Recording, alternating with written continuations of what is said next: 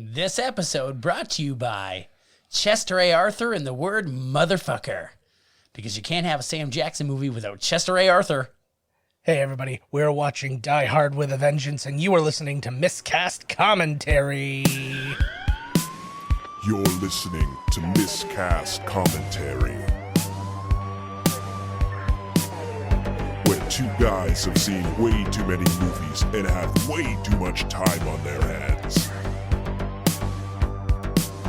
I have come here to chew bubblegum and kick ass. And I'm all out of bubblegum.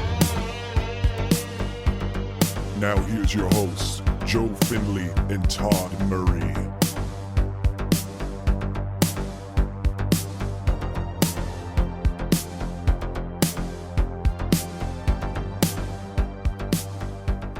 Hey everybody, welcome to Miscast Commentary. I'm Joe Findlay. Todd Tebow, the Sailor Murray. And it's close to Christmas. Close enough. And Die Hard's a Christmas movie. It sure is. And Die Hard 2's a Christmas movie. Sure is. So here's Die Hard 3. No more questions, please. I don't know, it just had to go somewhere, right? Damn right. And I like to spread, when we do like series, I like to spread them out by a year if possible. So this is as good a place as you're going to get for it. Every Die Hard movie sort of has the spirit of Christmas in it. Actually, we are going to explore that a little bit in this movie. So might as well do it. It's getting late. Let's press play. Now. Boom. Oh, yeah. How long until Disney digitally goes back and changes all these to Disney? Oh, no, because 20th Century Fox is still the company. It's like they Marvel. own 20th Century Fox, right? They don't own... I thought they own all of Fox. Well, they own all of Fox, but like this is... It's 20th Century Fox is the movie studio. Right, they still had kept the same name. Yeah, well, it's like Marvel. It's like Lucasfilm. They're all still like they're. You don't see Disney at the beginning of a Star Wars movie. You don't see Disney. You know it's there though. Yeah, come on. You feel it. Synergy. Feel the synergy. I haven't seen this one like ever. I know, right? Synergy. Well, it's the VHS copy or something. I thought that was gonna be a Regency. Oh, here we go. This is like the best part of the movie. This is. I think if I really, really break it down, this is my favorite Die Hard movie. Oh, totally. Absolutely. And like, I love Die Hard. Don't get me wrong, but it's like, I don't know, this one, I feel like they really got on top of Bruce Willis, like as far as like what Bruce Willis is, and he's in his own element. Hey, John and McClane. like all this, yeah, exactly. And but which is really funny because, as I'm going to tell you, this movie was not written as a Die Hard movie. It just became a Die Hard movie. This movie was supposed to be a Lethal Weapon 3. Oh, I was gonna say Beverly Hills Cop. Yeah, this was supposed to be Lethal Weapon 3. It was actually originally written as a movie that took place on, boom, the Great Explosion. Yep. Start it right off. But it took place in, it was going to take place on a boat, and it became the jumping off point to what Speed 2 ended up being. They rewrote the whole thing, and it was basically they bought the rights to that, so then they didn't get like sued essentially, and then went on. But then they reworked this, and it was something called Troubleshooter. And then it became something called Simon Says, which is the basic idea. And they said that other than changing the names of the characters, the script is word for word. Up for the first hour, the script is word for word exactly what happened in the original script. Yeah. They just made it a Die Hard movie. Well, and then all the twists and turns that happen later got added in. They added. Fact. That's funny because they must like grab a script and be like put a star on that one. Yeah. Oh, you know what? We'll make this one Speed 2. Yep. Cruise Control, best of the series. Yes. AKA nailed it. Like, oh my God. Oh. That beginning reminds me of like, oh, here he is. Give me your pies. He's a great bad guy. He really is. Great. Was not meant to be, he was not the first choice to play Simon. The first choice to play Simon was Sean Connery. No way. And he turned it down because that's all he does is turn down movies. Yeah, of course. That's what he does. He didn't want to play like a super bad villain was his... He actually paid... That's ridiculous. And then at this point in your career, like, what are you joking me? And then he went and did the Ralph Fiennes Avengers where he played the super bad villain. Yeah, the super villain, yeah. but just, you know. Maybe he was like, oh, I missed out on this one, This would have been great if this was Sean Connery. All Sean Connery does is make the wrong choices. Want to be in Lord of the Rings? No, I don't get it.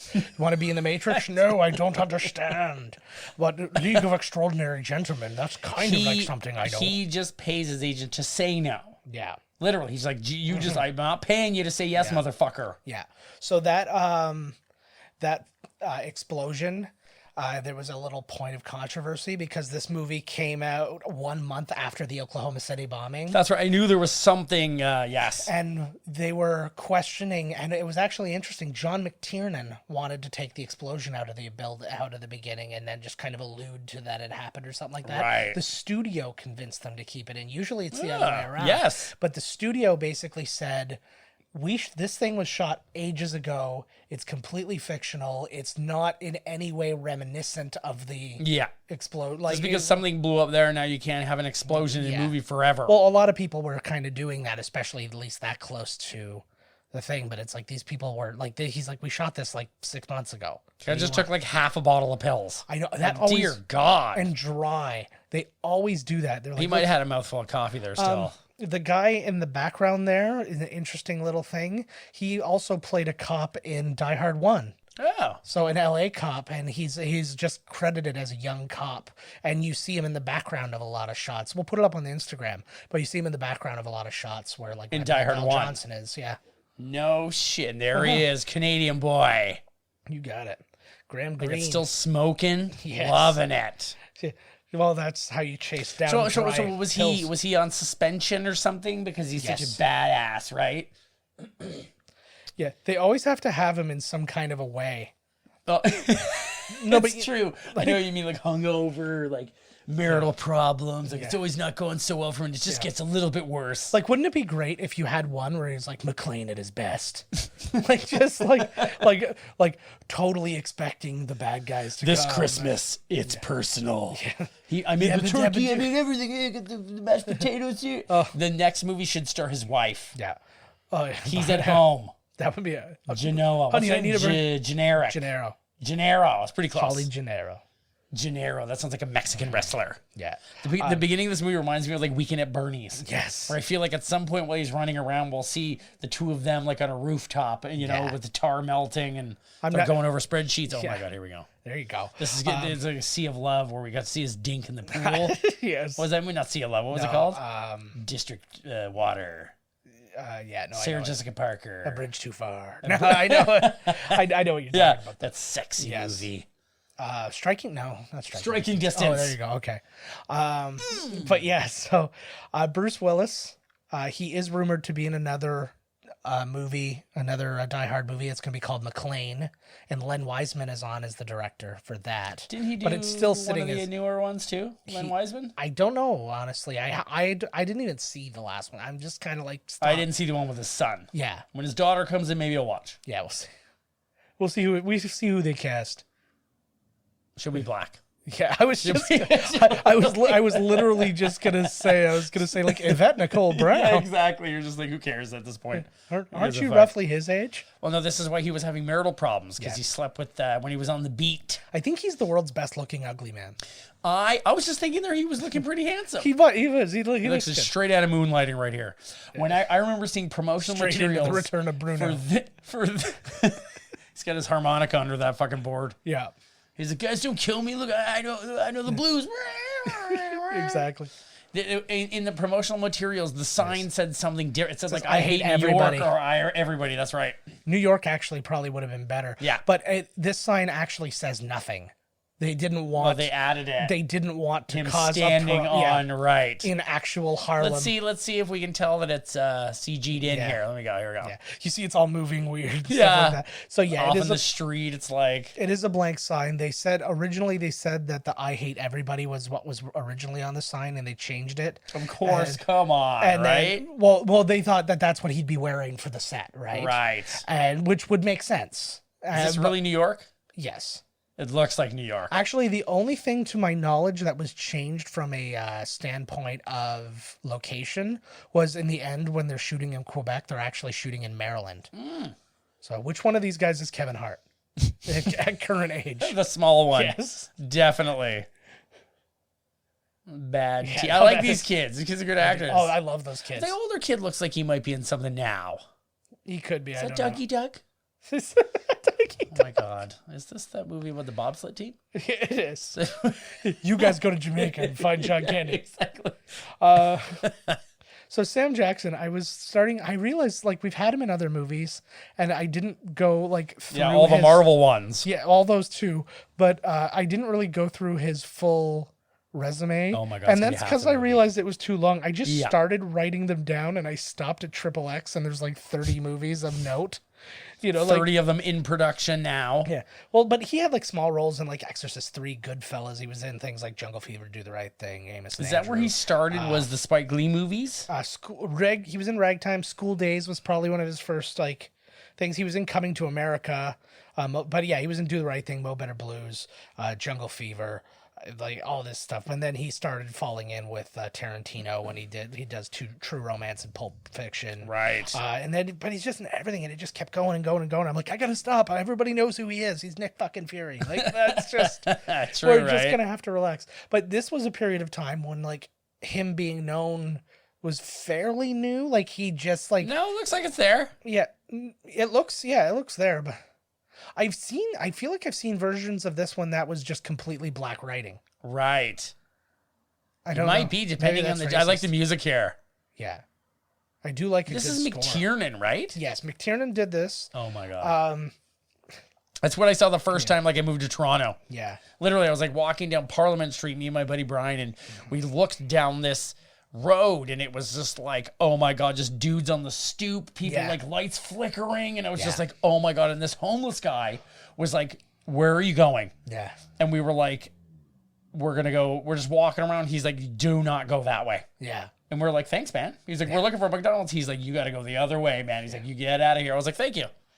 Yeah. And then I went and bought drugs from someone. Nice. Good times. Nice guys. Yeah. Nice guys.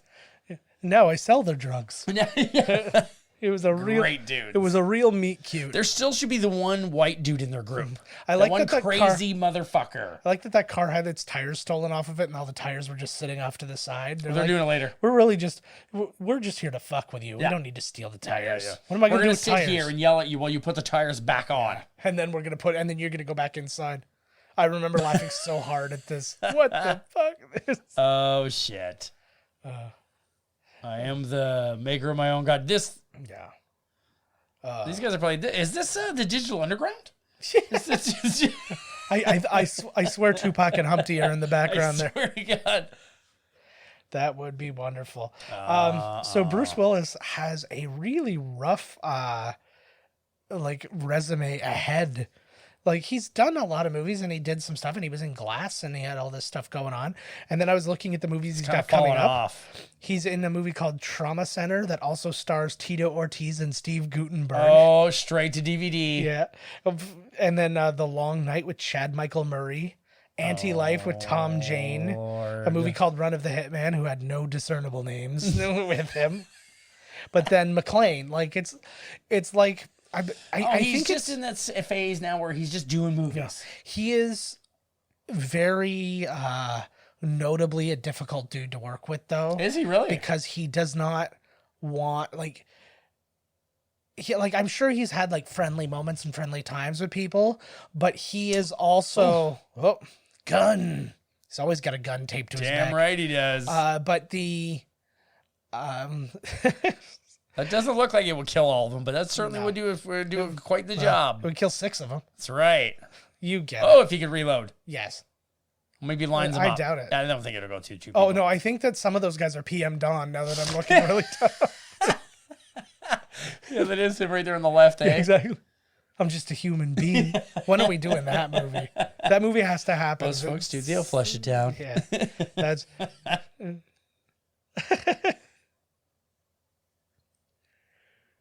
Oh, fuck. He's a cabbie. Of course, he's gonna run all the lights.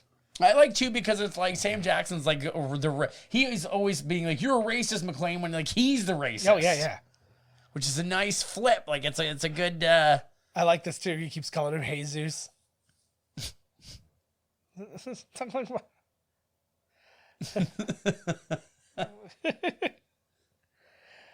He said, "Hey Zeus." This is like, They really take good advantage of his voice, and especially being so... Like, he wasn't new in the business by any means, but he was really just making a name for himself at this point. Like Pulp Fiction and these kind of things are all just I think he's already had a name, but I think a bigger name, like a household name. Yeah. So, but they really utilize his voice. It's kind of like Dennis Leary in Demolition Man. It's like, we know what we need you to, how we need you to talk, and what we need you to say. I like how this whole plot is the same, like an old script, and they just flipped like Mario Brothers 2. Pretty much. Yeah. Pretty much. And then, I just like that they we didn't even change the script. We just changed the names. So basically this when they were writing this the first time, it was basically, let's make like a Die Hard movie that's... The travesty was when they came up with them to make them... I never understood why they would turn a rated R franchise into a PG movie. Yeah. The moment that I heard the one after was like PG, I was like, no. Yeah. No fucking way. Yeah. No motherfucking way. Fuck. Yeah. Like, Die Hard's got certain things. It's got swears. It's got a bad attitude from Bruce. Well, yeah, maybe that's why what's her name didn't like him. Sybil. I guess he's hard to work with, eh? Yeah. So I heard like a lot of stories about him working on Cop Out with Kevin Smith. Oh, yes. And him and Morgan. Tracy Morgan. Yeah, yes. And so thank you for bringing me back around to that, because I forgot what I was talking Bam. about. And he had I heard Kevin Smith tell the story where basically he's like, he didn't want to be there. And he's like, he basically got put in a room with with people from the studio, and it's like, if you ever want to work in this studio again, you're going to show up to work, you're going to do your job, and you're going to do it well, because they needed him back for reshoots or something like that, and they're like, no, you got to pay me like $4 million to come back for reshoots, and blah blah blah. They're like, and no, they're just like, no, you're going to do your fucking job, it's part of your you contract. signed up for the reshoots. Yeah. He's not a good enough actor to be acting like that, to be honest with you. There's a difference between a good enough actor and a big enough star. Right. So, like, that's like saying Arnold Schwarzenegger's not good enough of an actor. He's not. He never was. How dare you? How dare me, indeed. He flex acts. Yeah. I don't know much about this actor who's the bomb tech guy, but I know that on Broadway he played Uncle Fester and Adam No Sandler way. musical. But that's the end. He does look like the wacky uncle, eh? Yeah. This is the good shit. This got fentanyl in it. Watch this. This is what just your brain. Boom. Nothing. You see that? It doesn't do nothing to your brain. Yeah. See, fentanyl's it's a hoax. See, but now when you add it with your emotions, this is. you. What was like the solid There it stuff on the is. end of it? All of a sudden, did you like put a booger on there? That's the. Oh fuck! Here we go. I love that woman. She's like my favorite character in this entire movie.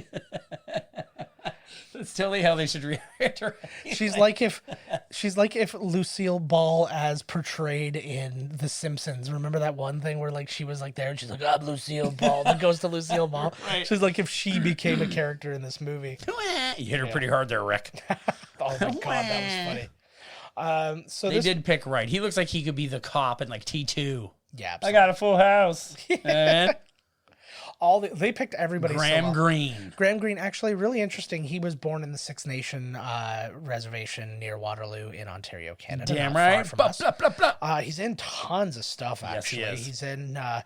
He was in Northern Exposure. He was in Maverick, the movie North, Grey Owl. He's in The Green Mile. He was in Transamerica, Snow Dogs, all sorts of shit. The Green Mile. That's right. So he's in all this kind of stuff, and he did this interview one time, and they asked him if he was as an Aboriginal person, if he felt typecast, and he's like, I've played lawyers and cops and teachers and natives and this and that, and like he's playing all these different things. He's like I played the ghost of a black man. He's like I played a German like transsexual.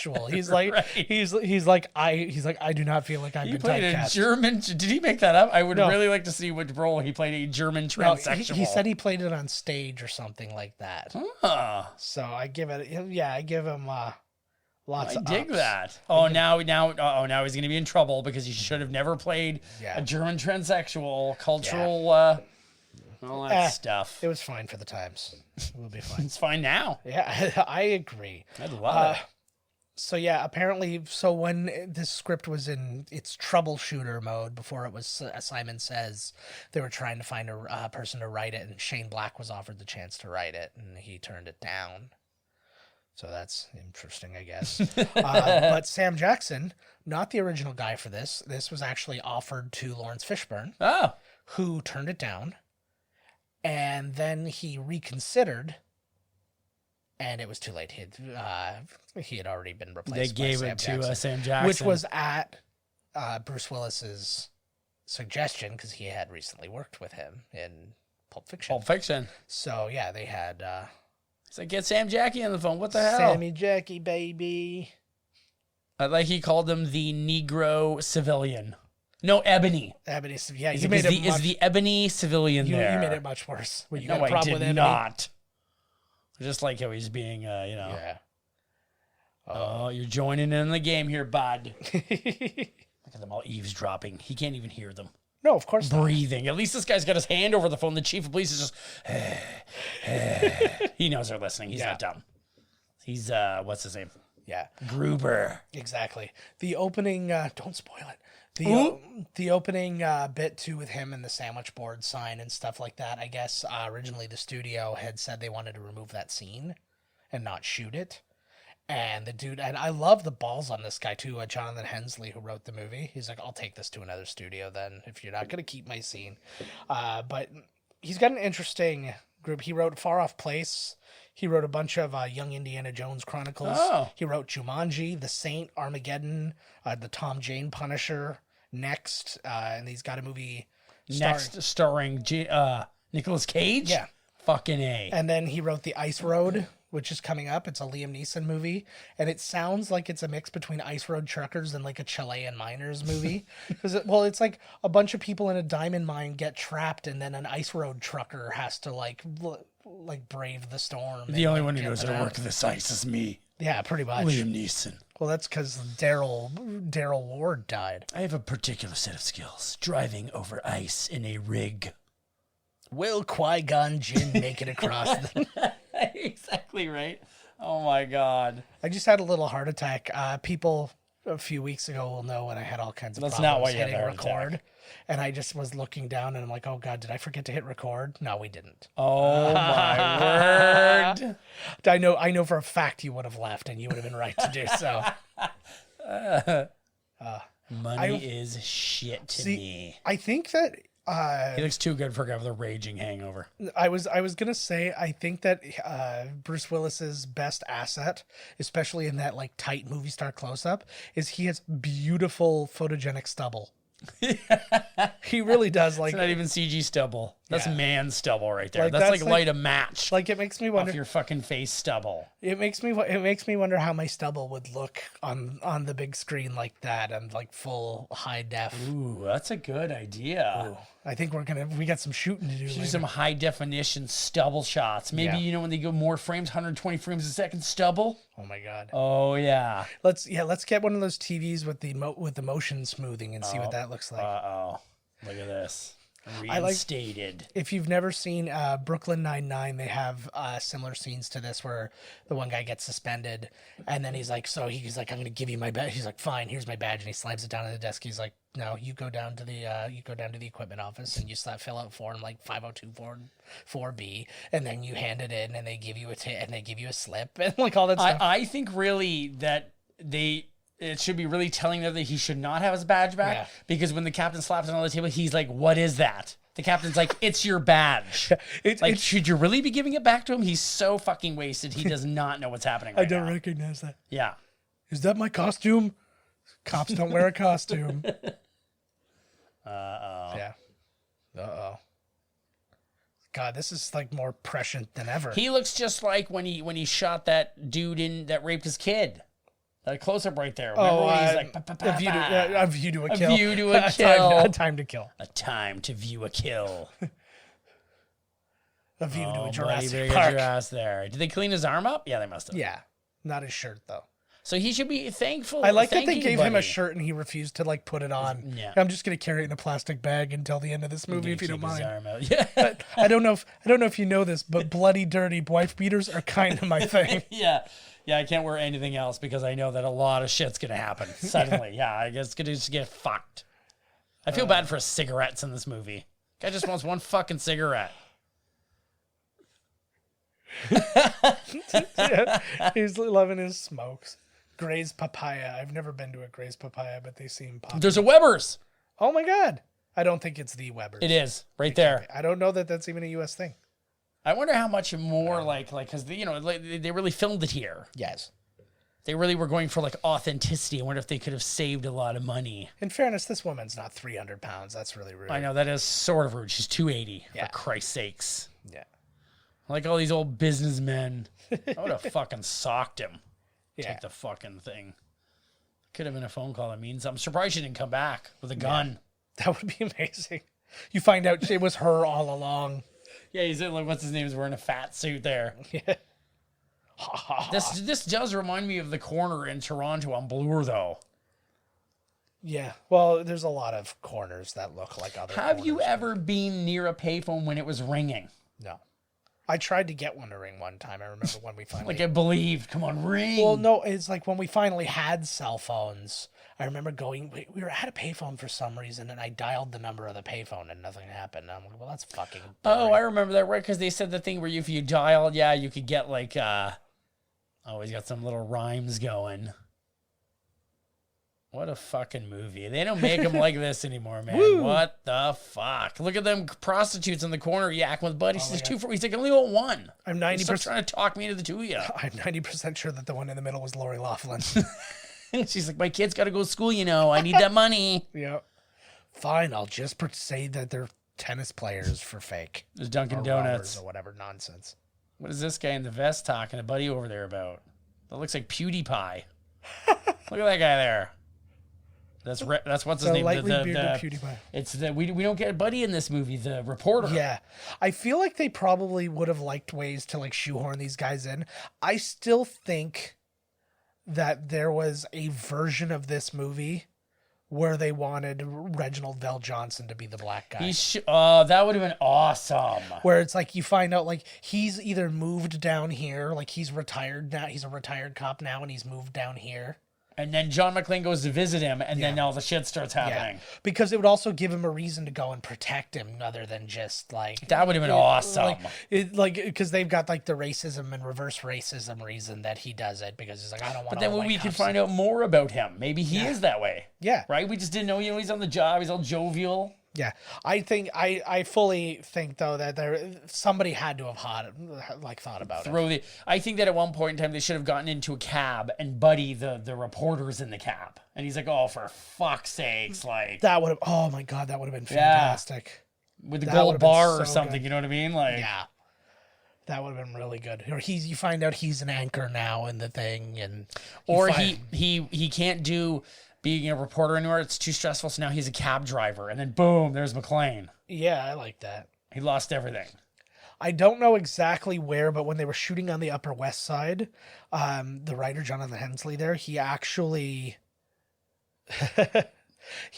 wrote that location into the script, Right? Because he wanted to be able. He lived there, so he wanted to be able to like look down from his window and actually see the shooting of the movie Of his and own stuff, movie. but like be at his house, which I kind of. That's right. When they yell cut, he can go home, make a sandwich. Oh no, writer doesn't necessarily have to be on the set. Oh, sorry, writer. I thought you meant like McTiernan or something. I was like, when did that would McTiernan be have a much hilarious. bigger? What else have McTiernan done after this? McTiernan, he is not a lot again because he had that whole creepy spy thing. What? But I remember we talked about it in one of the previous movies where he had like been like spying on like other like actors and stuff like that. I can't remember because the he's all exact- like he thinks he's in like the SEALs or something, right? Like he's like he believes he's in Predator. And I think I honest to God believe he lives in a wicker shack in the rainforest until he's called out to direct. And every now and then he whispers out to nobody, "Stick around." Yeah, he's got a movie coming out called The Tau Ceti 4. It stars Uma Thurman, and it's about like these like rebels in a planet called Tau Ceti. I was really excited for Eaters of the Dead, and then they changed it. And he's a great action director. I don't know why he doesn't still. Who cares? He was spying on people. Big fucking dude. They're all weirdos. Yeah, we've forgiven worse. Like, yeah, for real. Even now, we forgive our own government. I'm super impressed he jumped that fence.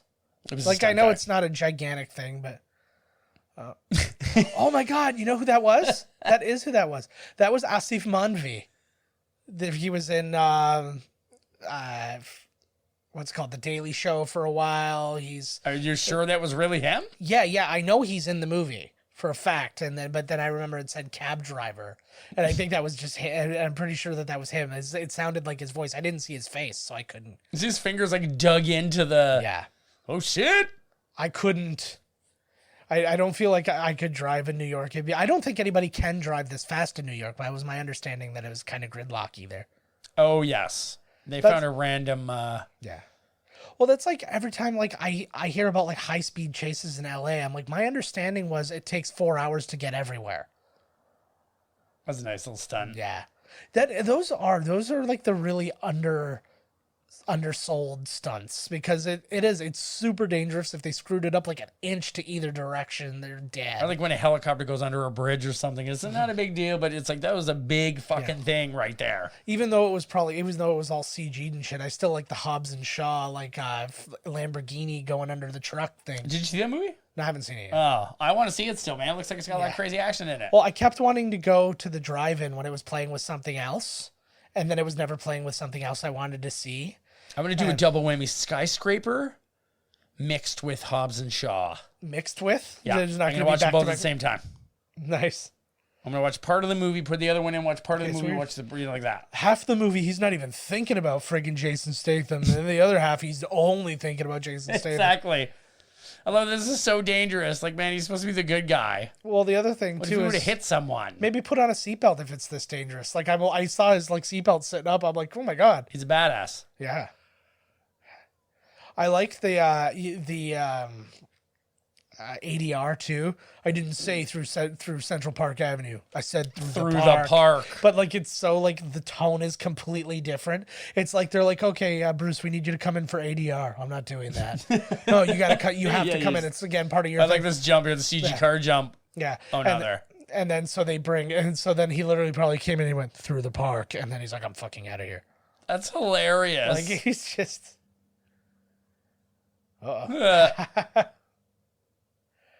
Sam Jackson's looking young and handsome, eh? Yeah. Oh, yeah. Just the guy I used to look. Oh, man. Like, but again, does not age, Samuel L. Jackson. I'd like to see a comparison between him and Paul Rudd year by year. They look exactly the same. Oh, man. Paul Rudd does not age. And he just puts a beard on every now and again to seem. Oh, he's got a new one on Netflix. Yes. It's like Multiplicity, but like the thriller. Well, it's less multiplicity. It's like you go to this like spa to like improve yourself, but really they kill you and replace you with a clone. But he lived, so now like him and his clone are out there. But it's also a comedy. It's like a buddy comedy. Oh my God, with himself? I guess. I don't know how he has time to film all this shit. Well, because when he's Ant-Man, he shrinks down. Quantum So realm. time is exactly. Time's not the. So it's fine. I like they were talking about his action figure. He was just on Conan in October, and they showed his action figure, and he has like a smirk. I'm like, poor like only comedy actor. The only comedy actor, like they have to give him like a dumb, goofy face as his like thing. It's like most of the time he doesn't have that face when he's Ant-Man. Most of the time he's got Ant-Man's mask on. Yeah, exactly. So they had to give him a smirk. Yeah, it's just oh, like, there was A&P. Mm-hmm. I don't know how serious they were, but I read fairly recently that Chris Hemsworth said that him, Robert Downey Jr., and Chris Evans want to remake Three Amigos. What? And I was kind of like, Say the three names again? Chris Hemsworth, Chris Evans, and Robert Downey Jr. Wow. I was sitting there and I was like, well, it's good to know that they were like that close while making those movies. That's pretty cool. But I saw somebody, they're like, no, you can't do that to friggin' Three Amigos. Again, they're doing that. It was a perfect movie. I'm like, no, I love Three Amigos. But it was movie. Like, but I'm like, you know what? I'd go see perfect as it gets. But I'm sitting there, I was like, I'd go see it. I'm like, you know what would be even better though?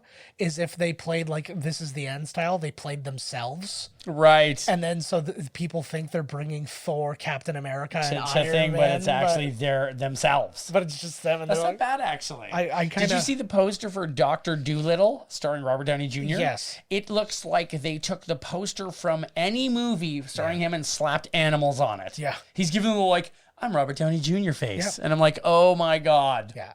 Like, is this Sherlock Holmes, the feels, second one, just with animals replaced instead of Jude Law? Great idea for an action movie, buddy. Still just Jude Law. Should have ran into Keanu up there.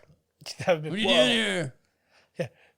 Dennis Hopper's on one end, Jeremy Irons on the other. It's like, whoa, this is a lucrative train. See, this is so okay. So now we've had the chase. Yeah. You know, driving through the park. Now he's on the train, and now the train. Like, these are real action scenes, man. My buddy the other day, we were watching a movie, and an explosion happened. Yes. And he was like, these are the types of things they should do in CG now. And I was like, I totally disagree. Yeah. I was like, an explosion in a movie is nothing compared to all the other garbage that's happening in the world. Yeah. You know what I mean? It's like people will complain, like, I'm going to drive this car my whole life, but I'm going to complain like an explosion in a movie. Yeah. No, I hear you. I also think, too, that an explosion is something that's very... I mean, there's some things you can't. Like, it's like, oh, like the White House exploded. Obviously, you're CGing the White House exploding. Right. But the whole idea of the practicality of an explosion, like how good that explosion looked at the beginning of this movie. Exactly. And then the added practicality of having like the cars flip and stuff like that, which were probably just on like pneumatic, like pump things, right? Oh, yeah, because the explosion didn't do it. That was just soot flying out. Yeah. And then the cars flipped. Well, I mean, like the pressure would have done. I mean, if Mythbusters has taught me nothing, and it hasn't. Yeah, exactly. No, it has taught me a bit about pressure, and it's like it would be enough, but I don't think it would be enough to send a car flying. It'd be enough to shake the car and kill a person who was near it. But they tell you about the pressure of making a show. Yes. Come on, Sam Jackie, get over there. I like because this scene is a scene that they actually spoof a little in The Incredibles. Yes. Almost the exact same Yes, scene it happens. is, actually. I always want, like, every time I go on the subway in Toronto, I'm like, always like, is this going to happen? Yeah. I always want to be like running from somebody high, you know? Yeah. The subway in Toronto bends my reality, though, because there's no door between cars. It's neat. It is a straight line from the back of the train to the front of the train. It is one complete tube, but it has like those like double buses. It has like that bendy bit. Yeah, so that bendy. obviously... It's fucking awesome because now you can't get locked in with that crazy motherfucker. Yes. That guy that rips his shit right in front of you. You can walk away like you're not trapped. But the other part is now, no matter where you are in the car, you're in the same car as that person. You can just be far away. You can be, and I like to when you look straight ahead and you can see it turn. Oh, It's like so it's fucked. It's like, what? It's Inception. It's watching your whole like reality bend. Hey, bro. An It's original. like Buddy that fucked up. What was his name? Not Prometheus or something, but he was in the X-Men, and he really fucked up Wolverine because he would make everything would start bending and warping. Like, what the hell was his name? He was a little kid. Anyways, Anyways, I lost track of what I was gonna say. 'Cause you got into a Wolverine thing.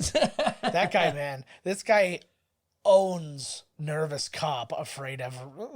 he reminds me of the same guy that Arnold grabs and smokes into the pole in T2, right? Yeah. But what's killer to me is like, why is he so afraid? Is it strictly because he's black? Because the only thing he's done so far is yell at a man on a phone. It's not like he pulled a gun on him or something like that, right? He's a pretty nervous guy. That's why they made him a subway cop. He's not used to any type of... Now, here's the thing. The fact that it's mixed has already made it volatile. We've shown that he dropped like a drop of it. It has to mix all the way. It has to mix all the way. That's like, right, for so it all too. So all that stuff that's currently mixed wouldn't have just blown them to friggin' smithereens. There's like a red fill meter on it. Once the red fills in, and you make yourself the proper, martini. Yeah. It's a mixed drink. It looks like cranberry and gin. I like it. I'm here. Andy McLean. Apparently Seth MacFarlane based the voice of his character in Hellboy, The Golden Army, the robot character. Oh, that was Seth MacFarlane? Yeah, he based it on Jeremy Irons. What, the guy that was missed inside the... Oh, that was him? Yes. Oh. Yeah, he was kind of German. That makes sense. Yeah. He does a good German. He does, actually. God, I miss payphones. I like Seth MacFarlane. Why? They were the way to go. How? Because when all this shit goes down and the aliens attack, we're going to need landlines. They're going to take over all the satellites. We're going to be fucked. You saw those internet videos like millennials. They don't even know how to use a dial phone. You know how friggin' easy it is to take down a friggin' phone, like a phone service? That was one thing one thing we all seem to forget. It's like, oh, we got to have a landline in case this happens. I was like, I remember my phone being out all the time, like way more than my current phone. At least a man's not listening. Yeah, I don't care. Boom, nice stunt. Actually, there's nothing. It was probably easier for them to listen then. It probably was, actually. It was like, it literally could have just been patched to them. Boom. This feels to me like it was cool, but it also felt a little like Universal Studios-y to me. Yes. I agree with that. I like that, the way that flipped over and stuff. I don't know. That's a long-ass action scene, man. Mm-hmm. But what makes it cool is the whole movie's just like got that adventure vibe to it because they're always racing from one thing to the next. So even when there's not a big action scene, they're still racing. You know what I simultaneously love and hate about this movie, though? Action scene. It's such a long road to take to the actual plot of this movie. And it's kind of like, oh, okay. Like, it was a really cool... it was a cool way, almost like mousetrap of getting here, right? Like, okay, we turn the crank, we snap the plank, and blah blah blah, and then well, this is part of the plot. He's fucking with him. No, I know, but realistically, as we find out, it's not. It's just him. Everybody on the train dead. Yeah, dead. Like, it's basically him. Like, the exact same things would have happened had they not had McClane.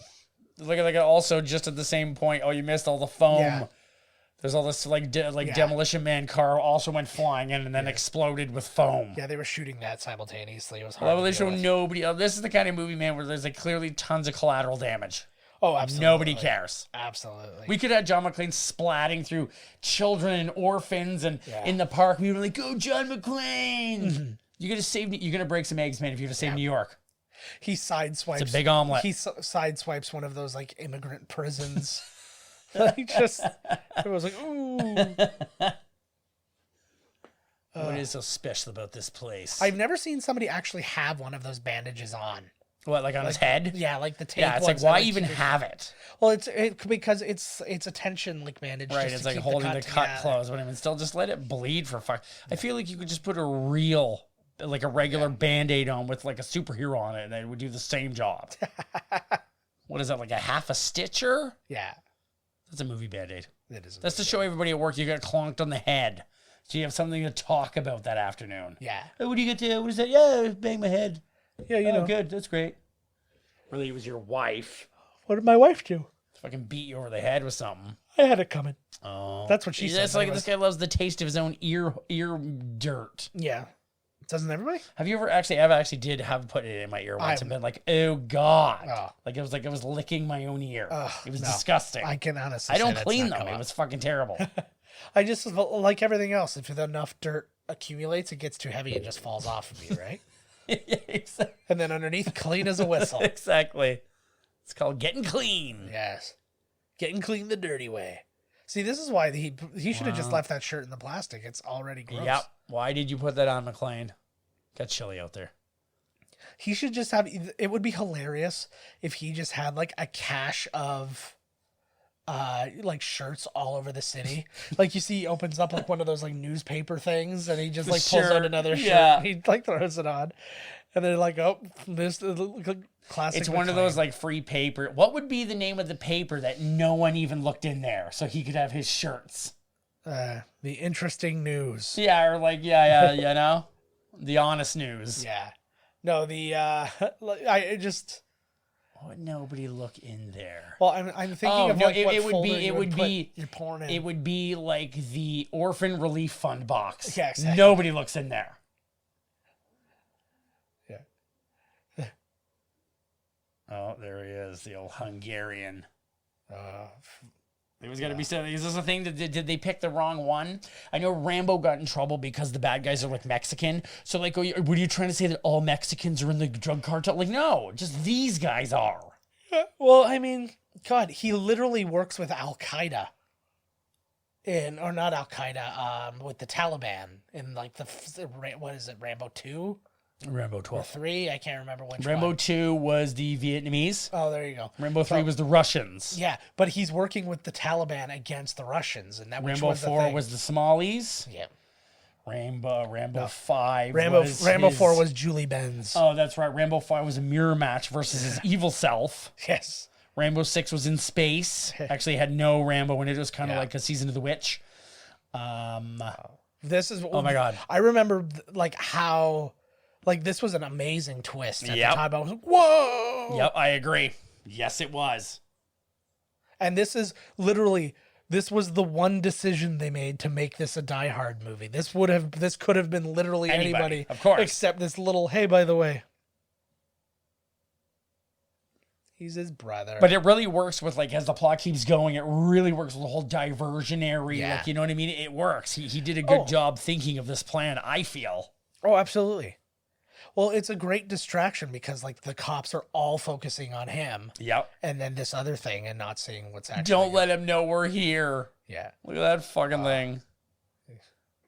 Yeah, that's how you used to do speakerphones before Bluetooth. Oh, my God. Fucking speakerphone. Jesus. Who is him of that, I wonder. Oh, everybody's speakerphone nowadays. Everybody put you on fucking speakerphone. Oh, not me. I'd never put Oh, anything on God, I fucking I was hate in speakerphone. I was in an elevator with a guy who was with his family, and he was on speakerphone with somebody else. So now he's in the elevator, and he's like, I'm in the elevator. What? I'm in the elevator. What? Yeah. You're in the elevator? Where are you? I'm at an apartment building. Why are you at an apartment building? I'm like, why do I have to be a part of this Like, what conversation? in the fuck? I almost answered. Why are you in an apartment building? I'm like, he's Why visiting are me. you in an apartment building? I love because the people from my job call me all the time. Yeah. And there's like 5 of them in the car and they're drinking. And it's like, I cannot tell what any one of you is saying right now. And then there's like 5 minutes of hearing them talk amongst themselves. And I'm just like, what am I doing here?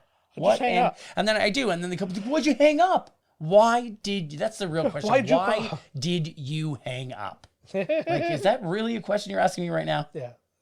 We can't be friends anymore. Like, holy fuck. God love them all. Yeah. The interesting thing about this is only one of 2 Die Hard movies that's based on an original script and isn't like adapted from something else. Because Die Hard was based on a novel That's right.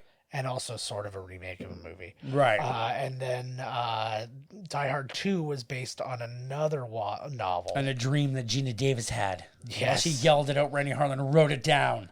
Quickly. He's like, she's from Mensa. I have to write everything down. And then Live Free or Die Hard was based on like a news article. So it was literally, it's this. A news article. Yeah, it's this and A Good Day to Some Die good Hard. action into it too, but it was dumb. Yeah. I just didn't care anymore. I watched that and I'm like, oh, like I like Justin Long. And I was like, oh, that's an interesting pairing that they've got. We'll see how this goes. And then the whole movie happened and I'm like, yeah, I don't care. and then A Good Day to Die Hard came and like the other dude there. And I'm just like, fuck. And then which one was his son in? Courtney Jai? That was, Is that was A Good Day to Die Hard? Good Day to Die Hard. And I'm like, okay. A good day to meet your son hard. I was like, we're What? done now. Yeah. Oh my God. What the fuck? Thanks. I always like to picture that they wouldn't have gone to find the bomb had he not told them to. He says, go find the bomb. And then as they run up the street, the movie theater's playing Hudson Hawk. And he Oh my just God. stops and points. The CEO and founder of Wendy's is there. Jared? Not Jared. What the fuck are you talking about? Subway. I was talking about Dave Thomas. Oh. The guy in this. Oh, he's- Wendy's. Yeah. The guy from SCTV? Oh my God, I hate you. Like, that guy's got like 50 batches overlapping. That guy's mustache is owning this movie. Which guy's this cool Look man at- mustaches everywhere. Like that guy knew. He's like, my mustache is gonna be the star of this movie. Is that Richard Gere? Oh, is that the dude from Saw? Like I've seen everybody. Break. They're in Panic Town now, baby. Fuck, But still man, New why York. can't- I saw a phone booth somewhere. Where did I see a phone booth? And I was like, Yeah. whoa, a phone booth. Yeah, they're still around. Oh, there he is. Uh, Scar. he called this his midlife crisis haircut. Is that what he said in an interview? Yeah. He's in an action movie. It's called The Michael Bay Crisis. Yeah. Yeah, so Jeremy Irons, his career is interesting because he's in so much stuff, but not a lot of it was gigantic stuff. Like a lot of stage-based kind of whatever's Madame Butterfly and Man in the Iron Mask, things like that. He narrated Spaceship Earth, the Epcot ride for, it was I think 94 to 2007 or something. I wonder what you replaced the get for voice. that kind of thing. Do you get a yearly thing or they just pay you salary? They pay you once. One time, they're like, and this is as long as it's going to go. Yeah. And I think like Helen Mirren was doing it recently. I think hers was recently. It's always a British person. But anyways, yeah. So he's been in Reversal of Fortune, Madame Butterfly, Lion King, Lolita, The Man in the Iron Mask, Merchant of Venice. Reversal of Fortune with Bette Midler. Could be the one. He was in the Borgias that... Bourgeois. Yeah. It was like, I think it was a Showtime show. Oh, there's Yes, it was. Ellen Cleghorn. There she is. The only true movie star of... Yeah, the only... I need a woman at all times to talk to me like this. Look at this guy. He's had enough. He's like, I don't even do my tie up anymore because the moment I come into work, I just rip it out. I like he's so burned out. He's not even picking up phones. He's just like, I can't get over all the sounds of phones. He hates phones. His father used to beat him with a ringing phone when he was a child. Wasn't she in the police department? No, that's the other one. Wait a She second. had the Look at curly this hair. girl. They just switched her up to a different character. There she is. No, she's younger. They It's straightened her totally- hair out. It's a very different person. You're still full of shit, you fucking politician. Here they come. If you were playing the Die Hard game, the controller would start rumbling right now. Oh, Now it's really rumbling. really... Oh my God. You can play as Hans Gruber or Sam Jackson, but you have to pay for the DLC to play as John McClane.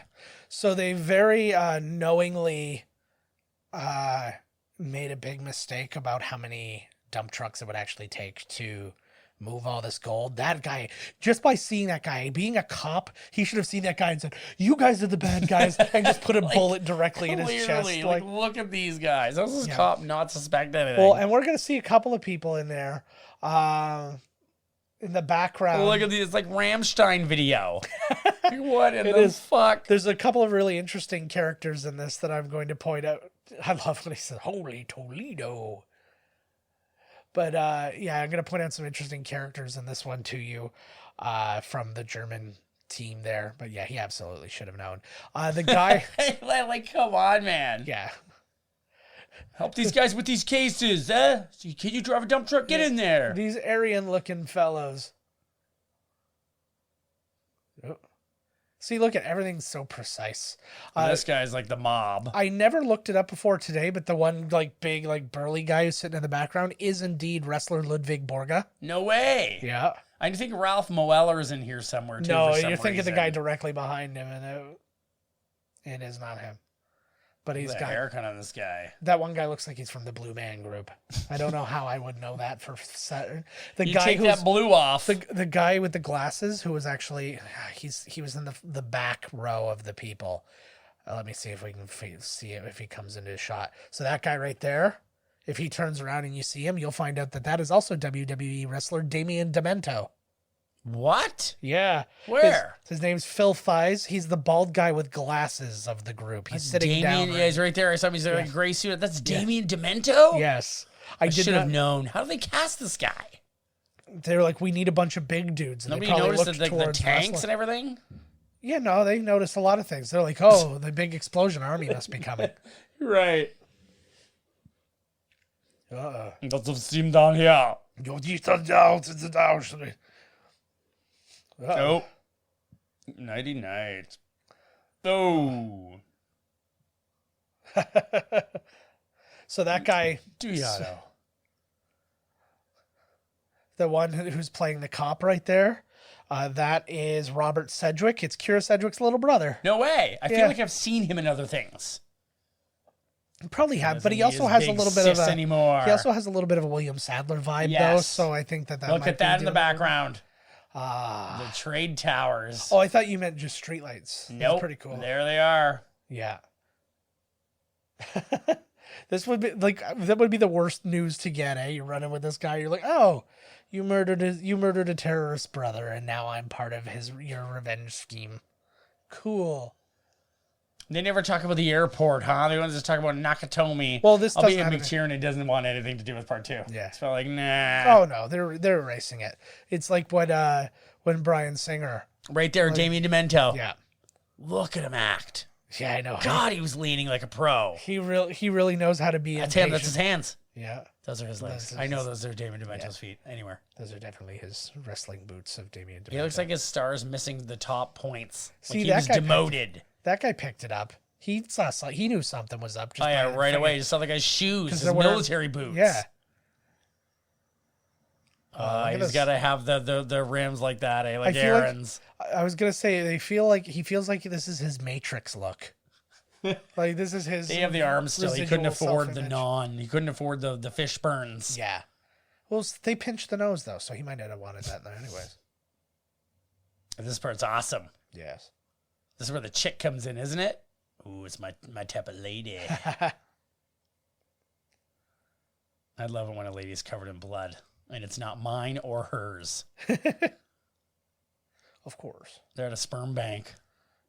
They're stealing all of the most elite members of New York's sperm. So let's talk about this young lady. She is. I gotta find her name. Maybe she's the lead singer of like an industrial band from You're Europe. Sort of. No, not quite. She's not American, or she's American. Her name's Sam Phillips. She was married to T-Bone Burnett. Oh, no way. And she is a pop singer in her own right. And also, the most interesting thing, she has composed the music to every single Amy Sherman Palladino TV show. She was hired to like compose the music for Gilmore Girls. Then she was hired to do Bunheads, and now she's doing The Marvelous Mrs. Maisel. No way. Yes. So that's what she does. She did the music for Gilmore Girls. Yes. La la la la la la la la. Oh fuck! Way to go! There you fucking go. Now I got to go through the whole show again. Yep. What's on this tie? An apple? It looks or like something? Do you think that means looks like something? an apple on a string? Yeah, it's a grenade. I bet you that means something. Yeah. To the movie, to his character. Lord. That's when you find out that that's a Gruber apple, and that was he wished he could have tied a string around his brother to save him. It's a Gruber apple from the Gruber farms. Yes. The Gruber orchard, actually. They don't call it a farm, it's an orchard. I wish he would have just... Thank you. I wish he would have just like stuck to the American accent though, like at least play along right to the end for him. Don't like make that twist. Federal Reserve Bank. You going Schneidel Springfield? So a 100% true story. A good. Yeah, you know this is a fucking lie. No, this is a true. Oh yeah. This is a true story. Jonathan Hensley was detained by the FBI for his extensive knowledge of the Federal Reserve when he wrote this movie. They were like, how did you know so much? They got stuff wrong. Like I said, the amount of dump trucks and stuff, they used like 15. They said you would need like 480. Right. It could just, the sheer weight of the gold itself, that they to try and carry as much as they said they carried, would just bottom out all the trucks. So, but like little stuff like that, but like So they're like, how did you know it would take a truck? Oh, what? No, but like he was like talking right down to like security and stuff like that. They're like, how did you know so much? He's like, I made this shit up. I love this. Is actually a really funny. This moment here is like really funny. I know this is what I'm talking about. This is like I would have just ran, dude. Yeah. Like, come on, what are you gonna do here? Die for the money? I would have happily, like, I would have legit just said, guys, I'm laying down my arms. Will you let me pass? They'll kill you, but still, you probably walk past and they kill you. I'm sure there's no back door. Yeah, I would have tried the same thing though. I'd have been like, you know what, guys, seriously, this isn't worth dying over. Yeah, I don't think anybody would be mad at you. Can I take one bar? Boom, dead. Ugh. I'd already have gold up my ass. Yeah. Every day. I'd pull like the Edward Norton in that movie where he pretended like he was handicapped, but really he was robbing the bank. Oh, that was the De Niro and the score. Brando, yeah. You know what the score is? I can fit half a bar of gold up my ass at any point in time and still make it out of the bank before everything bottoms out of me. And what's crazy is because not all gold bars are the same size, he can fit it halfway up relative to the gold bar. Exactly. He can fit like those teeny tiny ones halfway up, or he can fit one of those gigantic. That's right. Look at this guy. Oh, fuck. See, he could have went this way. I still don't. Well, no, because she actually came in. They dug a tunnel, so that like her way in wasn't a way in. See, I have that exact same knife in my knife block. In your knife block, it's got the perfect curve. It's a little too curvy, but Like my penis. What? Hey, everybody. Yeah. I'm actually surprised that more, like, I know it happens from time to time, but I'm surprised that more wrestlers aren't hired to be, like, thuggy guys like this. I forgot that it was Damien Demento. God damn it. Apparently, a lot of the German in this movie is really, like, poorly done grammatically. Like, the words are right, but it's like a child who's just learning German was saying it. We don't know. It's for American audiences. Yeah. They said, and some of them, there's the scene that comes later when Sam Jackson drops the bomb off with the two guys who are pretending to be cops. He said that you can't even qualify what they were doing as speaking German. He's like they're German words. He's like, but it qualifies as gibberish because they're not like shit. Yeah. Oh. So apparently those gold bars would weigh roughly 25 pounds a piece. Not bad. Yeah, it's not too shabby. I think they were overweighing it though, right? When he grabbed it there. Yeah. It's only 25 pounds. Well, but when you imagine having 25 pounds in a small package thrown yeah, at you might be like, oh, okay, like, I hear you, yeah. Like picture, like, you know, those like little 5-pound weights at the gym. Imagine that weighed 25 pounds and I chucked it at you. Whipped it. Yeah, I can see it. Okay. No, yeah, it's a good way to put it, actually. Yeah. And now knowing that I just got back to the gym and I'm just using 10 pounds, I'm like, oh, God, it'd probably kill me. It'd rip me a new hernia hole. All I'm doing is pounding wings. So. Fuck, I go for some wings. What I for dinner? Tacos. Well, that was right. That like sentence was perfectly in line with your ADHD. I can go for some wings. What did I eat? I had tacos. Mm. I'm like, why am I hungry? I need Chinese and tacos. Does this one make sense? It does. Yes. This one always got me back in the day. Was it like what? Like, well, it's because it felt like they rushed it's like they went from not knowing it at all to knowing it perfectly. Well, you know, once you get it, once it kicks in. There's actually, I was reading up today in the trivia, there were actually 2 different ways of doing it. But yeah, so let me see if I can just remember really quick. So you fill up the 5-gallon, and then you fill up, and then you pour it into the 3 gallons. So there's 2 gallons left in the thing. Then you pour out. Yeah. Then you pour out the 3 gallon. Then you pour the 2 gallons into the 3 gallon, and then. Yes, you see, come on. Yeah, and it was a whole thing. I keep can't watching remember. the background for continuity, and they're doing a great job. Yeah. There's like a pink dog, a bulldog. Whoever was a continuity did a good job here so far. Okay, so wait, 3, 5, and we need 5 gallons on the scale. Yeah. Yeah, so they had the 2. So anyways, so let's. Oh, you fill it 5 up and you dump out what you think. Yes. Fuck.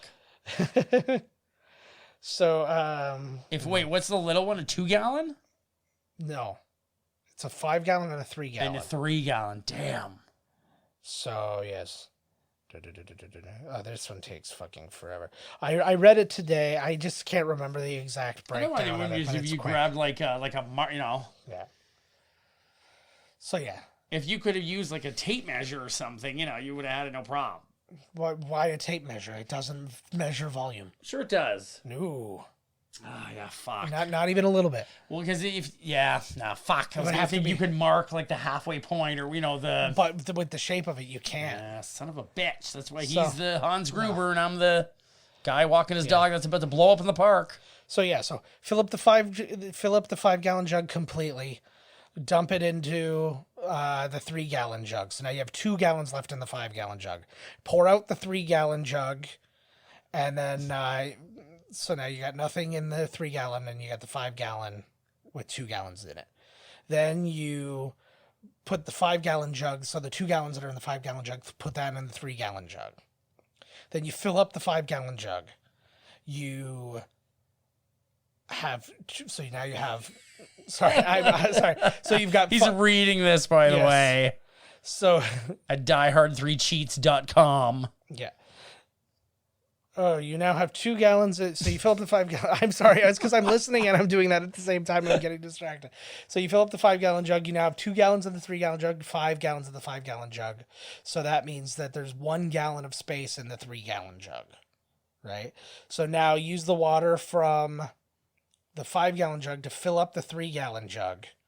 So that means you've taken 1 gallon out of the 5 So gallons. now it's 4. And now it's 4 gallons. Right. And then there's another way to do it there's a way to do it the other way if you start with the 3-gallon jug as well. So here, fill the 3-gallon jug completely, then dump it into the 5-gallon. So now there's nothing in the 3-gallon, and the 5-gallon has 3. Refill the 3-gallon jug, put the contents into the 5-gallon jug. So now you'll have 3 gallons in the 3-gallon jug and the 3 gallons in the 5-gallon. So now you dump that out. You dump I had that it into- before you started Sorry, saying it again. you dump into the 5, so now there's 1 gallon left in the space. 3-gallon jug. Right. So you dump out the 5, you put the 1 gallon in the 5-gallon jug, then fill up the 3, and then put it back in, and then it's 4. Plenty of time to test those tits. That'd be amazing if he changed the difficulty. He's like, "Oh my god, you have a hangover? All right." Sorry, I'll turn it down a notch. He's like, "What's 1 + 1?" To beginner. 2. Okay. Now run. Yes. Oh, Oh, here we go. Goddamn it's 21 Germans. out of 42. I like he's so satisfied with it. Targo, what a great name. He's right. You should listen to Targo. He It's is, not just a pretty face. and he is realistically the only true idealist out of any Yes. bad guy in all of Die Hard. Yes. Because everything that they were said to be doing, he thought they were He's- doing, and he was exactly. on board. And it's like, you fucking Grubers Yep. are always fucking with me. You fucking Grubers. Grubers, grubbers. You know, it's pretty close. He's like, it'd be great if you found out he was going to be with Hans on the Nakatomi job, and then he found out that it was just some like money deal, and he's like, "Fuck you guys, I'm not doing it." They talked him into this one. See the dog? The same dogs are still back there. They did a great job. I wonder what those guys got paid in the background. Man, They just got paid something, right? how funny would it be to be in one of the to be like a background actor in like an awesome movie like this? These kids got it right off the bat here, bud. Yeah. Of course, the kids figured it out, right? Yeah. Oh, Goddamn Butterfinger. kids. Don't lay a finger on my Butterfinger. It's Christmas, so this is one of the You times. could steal all the gold out of you, Fort Knox or something. Yeah, if you could think about something like that.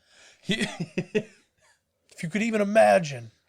So yeah, that was the first time they mentioned Christmas. But they actually mentioned Christmas quite a few times in this, which makes it technically a Christmas movie in my opinion. Yeah, I agree. They're all Christmas movies. Yes. It doesn't snow in New York anymore. What? It's too much pollution. Oh, thank God. This is December. Yes. What doesn't Wall Street have? Skanks. Oh, they got those. Yeah, it's wall to wall. Nice people. Schools. I knew that already. Just trying to sound smart. A conscience. Schools. They don't have a ton of Federal Reserve banks. It's just the one. Oh, there they are. This is good. I feel like I've seen him in other stuff. Oh, is that Him. yeah. Yes. That's Eric. That's the Sedgwick. That's the old Sedgwicker. The black man is coming toward me. I don't like hearing a German talk about a black man for some reason. Doesn't sit well with me. And with all this When you see, Trump like, a lynching black, stuff talking. I know, right? Oh, my Lord. Not a good Poor time. Donald Trump. They're lynching him. You're so misunderstood and so very innocent. And also, you don't have a neck, so lynching is not one of your worries. Oh, my God. I'm sure his hair would come off and stop the whole thing from happening. Well, It's like Homer's toupee in that evil one. yeah. Oh, see, I don't trust. Like, I hear something like This that. was kind of nice. Yeah. Right here. He's like, I'll leave him be.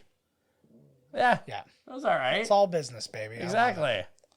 I would actually turn against McLean at this point. It was like, okay, like, seriously? I'm You out, guys- bro. No, I'm out. You heard those German cops over there. I'm out. God, when I just think about Ludwig Borga and Damien Demento, like, what a time to be into wrestling. What a Like, what- time Like, these were to be guys. watching Die Hard 3 with us right now. You'd be watching Saturday morning wrestling, and you would find these guys, and then you wouldn't see them again until the Royal Rumble.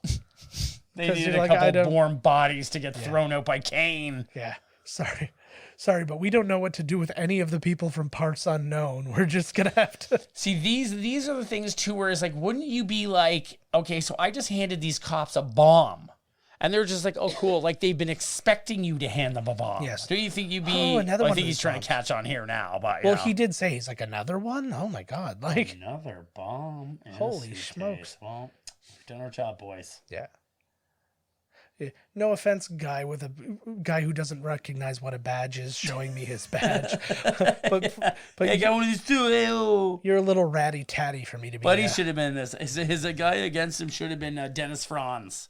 Everybody should have. Dennis Franz should have played the bad guy. He was pissed off in part 2. Wouldn't that be amazing if all of the characters from all of the movies came in all at once, and the guys who have to save him are the dudes in the helicopter at the end, Buddy with the pockmarked I was face too from, young. from Goonies. I was too and, young for Vietnam, you dick. Yeah. We're all too young for Nam. What do you think of this? I'm too young for Nam movies, and I'm almost 40. Yeah. See, he catches dogs and cats. Otto. Za. Ja. I am New Yorkian. No, he doesn't speak any English. Za. Yeah. So you're from New York? Da. Duh. Yeah, he's just had dental surgery. This is just like Captain America in the elevator. Yeah. It pretty much is. They did this again. You're gonna punch me. They did this in Community. Oh my God. No, there's a they're doing one of the paintball episodes, and they have the dean who's like, you know, very Crusty kinda like, Dean. Well, no, he in this one he's like a very like he's a very beta kind of guy. Not so crusty. But in this, so he's got one of the guns, and everybody's fighting him, and like just by happenstance, he like ends up shooting all the guys with the. Is he the bald guy? Yeah, I love Jim that Rash. guy. Did he win an Oscar for He something? did a short film, yeah. I remember seeing him at the Or Oscars. for I was like, writing. hey, there's that guy. He won for writing. And it was the other dude that showed his penis off in Dewey Cox. Yeah. I don't know his name, but I definitely saw his penis. Yes. In Dewey Cox Cox I'll story. never not see shit. his penis. See, now he shot holes in his own shirt. Oh, he didn't even find the tickets. He just found his gun. I remember thinking how particularly brutal this was. Yes. Just like this. Don't fire. Yeah. Just this right here, with the blood splatter. Like, to me, it felt like just the most real murder. Ugh. You'd be cleaning that guy's blood out of your ear forever. Oh, my Lord. Talk about tinnitus. Ugh. Oh, that too. They're probably still ringing from the first movie. From now, he looks like the first movie. That'd be the best if like that's what A Good Day to Die Hard was all about. It's just like he's sitting there, Jai Courtney's yakking at him, and he's just here. I'm your son. Are you hearing me? I'm trying to open up to you. I'm your son. Where have And you he been? just walks off in another direction. He's just same old dad. Oh, you better wash your face off. Have a smoke. Bye. Yeah. No, man, gases. How's that thing staying on him still? Which thing? Like his badge. Well, it's just His on a chain. old was hanging. That's how cool cops wear it. Yeah, well, that's how detective, like in all the detective-y shows, that's what they do, because they wear plain clothes and they just have it. I love that gun thing. We could get like the old suits with a gun belt. Yes. I want to be able to hide a gun Tommy harness. gun under mine, so I'll have to have a trench coat. That was why, like, all the Chicagoland gangsters, they all wore, like, parachute pants. They could have a fucking, like, grenade MC launcher. fucking Hammer style. There you go. man. Boom. They wore big-ass clothes. That's, like, where Steve Harvey got all his fucking, like, dressing ideas. So I watch him on The Feud now, man. He is phoning in. Yeah. He doesn't give a shit, man. Well, because I think... Oh, my God. You know what, though? I think it's because he's that smart. And by smart, I mean he understands what his role is. Yes. Ask the question. If he hears a ridiculous answer, mug for the camera for a second. Done. Like, you know who the best host of Family Feud would be? Rodney The Dangerfield. ghost of Ray Combs. No, yes. No, Rodney friggin' Dangerfield. Can you imagine like his face? Somebody's like, name something a wife holds for her husband. His boner. Like just His like wallet. In the respect. He would be amazing. Absolutely amazing. Oh, this part's crazy. Bring him back. I Reboot. don't know how they survive this. This one's a little bit like, still cool though. The Fedor. It's the same thing as like Drew Carey in Price is Right. I'm like, you are fucking phoning it in, dude. Yeah. I've been saying it forever. Wayne Brady should host that show, and he should host Wayne Brady's. Yeah. Let's make a deal fucking thing. I'm fine either way. I don't really care. I don't watch any of them. I don't either. Well, no, sometimes at lunchtime I do. She almost was 45. She'd be. Yeah.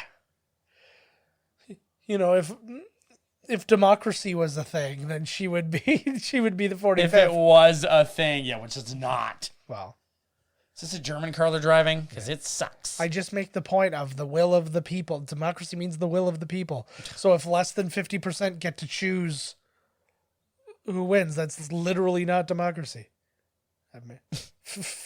That is actually his name. Yeah, it's a... Yeah. That's what the A in Chester A. Arthur stands for. Asshole. Go fuck yourself. Oh, you lost your gold bar, brah. Yeah. You remember that nobody back then could read, so they thought A stood for go fuck yourself. Might as well. Yeah. Oh my God. He's been on a wild... What do you think? He stopped at the fucking bar? Like, he's in a wild goose chase, for Christ's sake. You know that. Nothing makes me angrier on this planet than the person who's obviously going through the shit, and then everybody's like, you're out of your mind. And then it's like, okay, you've been proven right. Then he says something else, and instead of going, okay, well, we should probably believe him because he's been right so far, you're out of your mind still. You're drinking. Mm-hmm. The phone's dead. What? Let me see. It is dead. Yes. Oh, didn't we do that as a trope in our zombie movie? Probably. Back in the day, I remember somebody picking up the phone, and then they're like, now somebody else has to pick up the phone. I like when we were writing that movie. Yeah. And the girl, he's like, stay in the car. We were going to make it a super serious movie, but then it just, 2 pages didn't work out. And he's like, stay in the car. And then, like in the old movies, like she gets out of the car and then you hear a gunshot go off and the same guy steps in the frame and goes, I told you to stay in the car, you bitch. Oh my God, yes, I remember that. And then we were like, okay, this movie's really starting to not be the serious barn burner we were expecting. I thought it was going to be the new Fugitive. Yeah, I thought we were writing Good Will Hunting too. Good Willier. Yes. Gooder Willer Huntinger. Carl never checks in. Carl's at the bar. Carls are always fucking slackers. Ugh. See, you don't want to be that guy in the elevator, for fuck's sakes. If you're going to be like a low-level thug, you better pick your fucking, you better pick the right group. Pick the right team. Wouldn't that be gross? We're going to cover you guys in fake blood, and you're going to be laid on top of by a bunch of other, like, giant dudes. Took all day to film. Yeah. Because the guy lives upstairs. Yeah, exactly. He just keeps fucking it up. Oh, my God. What's his name? What's his name? Bogosian. Eric Bogosian or whatever. Yeah. On the fucking radio waves there. I don't know. At first, I thought it was Robert Pastorelli. Oh my God, who's buying all this? Oh, it's behind the counter. I was like, holy fuck, they got tuna crazy, this person. It's on sale. I need all the tuna. You see, it's Nick Kroll and John Mulaney from Oh Hello. We're going to prank someone with too much tuna. No, it's going to be like half the CG cast of Cats. Nice. That was another piece of big news from today as we record this. It's October. It's whatever day it just came out. Yes. This is live. That's right. I can't say the day. You look at the clock and this is when we did it. December. But December. But yeah, no, apparently she her oh God. Did you see that? Like yeah. It's like a toy car on a string being brought down. Murray. Truck said Murray. Great. Great. Just fucking great. But yeah, she, like, her and Andrew Lloyd Webber wrote an original song for the Cats movie. Really? Yeah. So great. John Murray. Ooh, this could be anybody. It's John Murray. This trucking. is the guy, too. See, Murray? It says Ramsey, too. Of course, this guy's a smart, well-spoken professional. That says Jerry. Well, yeah. Well, that's a nice twist. Because he's wearing no sleeves. Like if this was made today, this would be Larry the Cable Guy. Larry the Cable. I just shit my drawers. What do you think I'm doing here? Carrying gold bars? I'm actually surprised. Well, they sort of did. Like, he made a bunch of, like, straight-to-video movies and stuff. He sort of became the new Ernest. Yeah, in a sense. Yeah. I did like his potato chips I bought at the country store. God. Larry with the taste of Larry the Cable Guy. Now, I want to make it clear. I actually don't bear ill will towards these guys because I know why they do what they do. But these guys who do who end up doing like the big stadiums and then like crazy selling out like that. Yeah. They know how fickle people are and how very like small the window is. So you got to strike while the iron's hot. It's just that while the iron's hot, you're like, oh my God, get this guy out of my life. But then, totally true, right? But then when that guy He's still a name. like I'll give you like Dane Cook as an example, and now he's like back to like small clubs again and stuff like that after friggin' like doing Madison Square Garden. Yeah. And it's hopefully he saved his money. yeah, but like that's what I'm saying is like, and it happens to everybody. Dice, everybody. Dice came back for a while. Yeah, but he never came back that big. It was in that sitcom with Katie Seagal. That's Fucking hilarious. Yeah. Fucking best thing I ever seen. He was actually more annoying than all the other guys in Entourage when he was in Entourage. That is pretty high acclaim. Him and Kevin Dillon were like doing a show together. It was like a cartoon, and they're like, "We gotta hold out, and we gotta get paid more money because the Simpsons are making lots of money. We should be getting $1 million an episode." They've like one episode has come out. Right. He's like, "We should be getting all this money," blah, blah, and I'm just like, "Shut the fuck up, dude." He's like, "I got family to feed," and blah, blah, blah. Oh, good old Jerry. It's giving you the tour. This is fucking awesome part. Except the surfing scene. No way, that's awesome. Oh my God. It's another one that looks like that really doesn't hold up. Yeah, no, that's the problem. It didn't even hold up then. No, it didn't actually. Not even close. He's a nice guy. Give me your Get your fucking ass out of here, Jerry Murray. Zidore. We have very specific murder plans. So here's our another Christmas. Yes, it is Christmas time. See? It's just not snowing yet. Doesn't have to. Look at the squibs, eh? God love them. God. I want to get sweated. Apparently it hurts. The squibs. Yeah. I could see that hurting. Yeah. A little I just think about those firecrackers that use a match or like a thing. Yeah. Only way bigger and going off on your body. Yeah. Well, I think that usually there's a pretty good level of padding underneath, but you still feel it type thing. But I think depending on how thin what you're wearing is and stuff like that. No, I am a method actor. Even as the background German driving a truck who gets shot. Yes. I want you to shoot me. Yes. Just like bullets. Bruce Lee's son.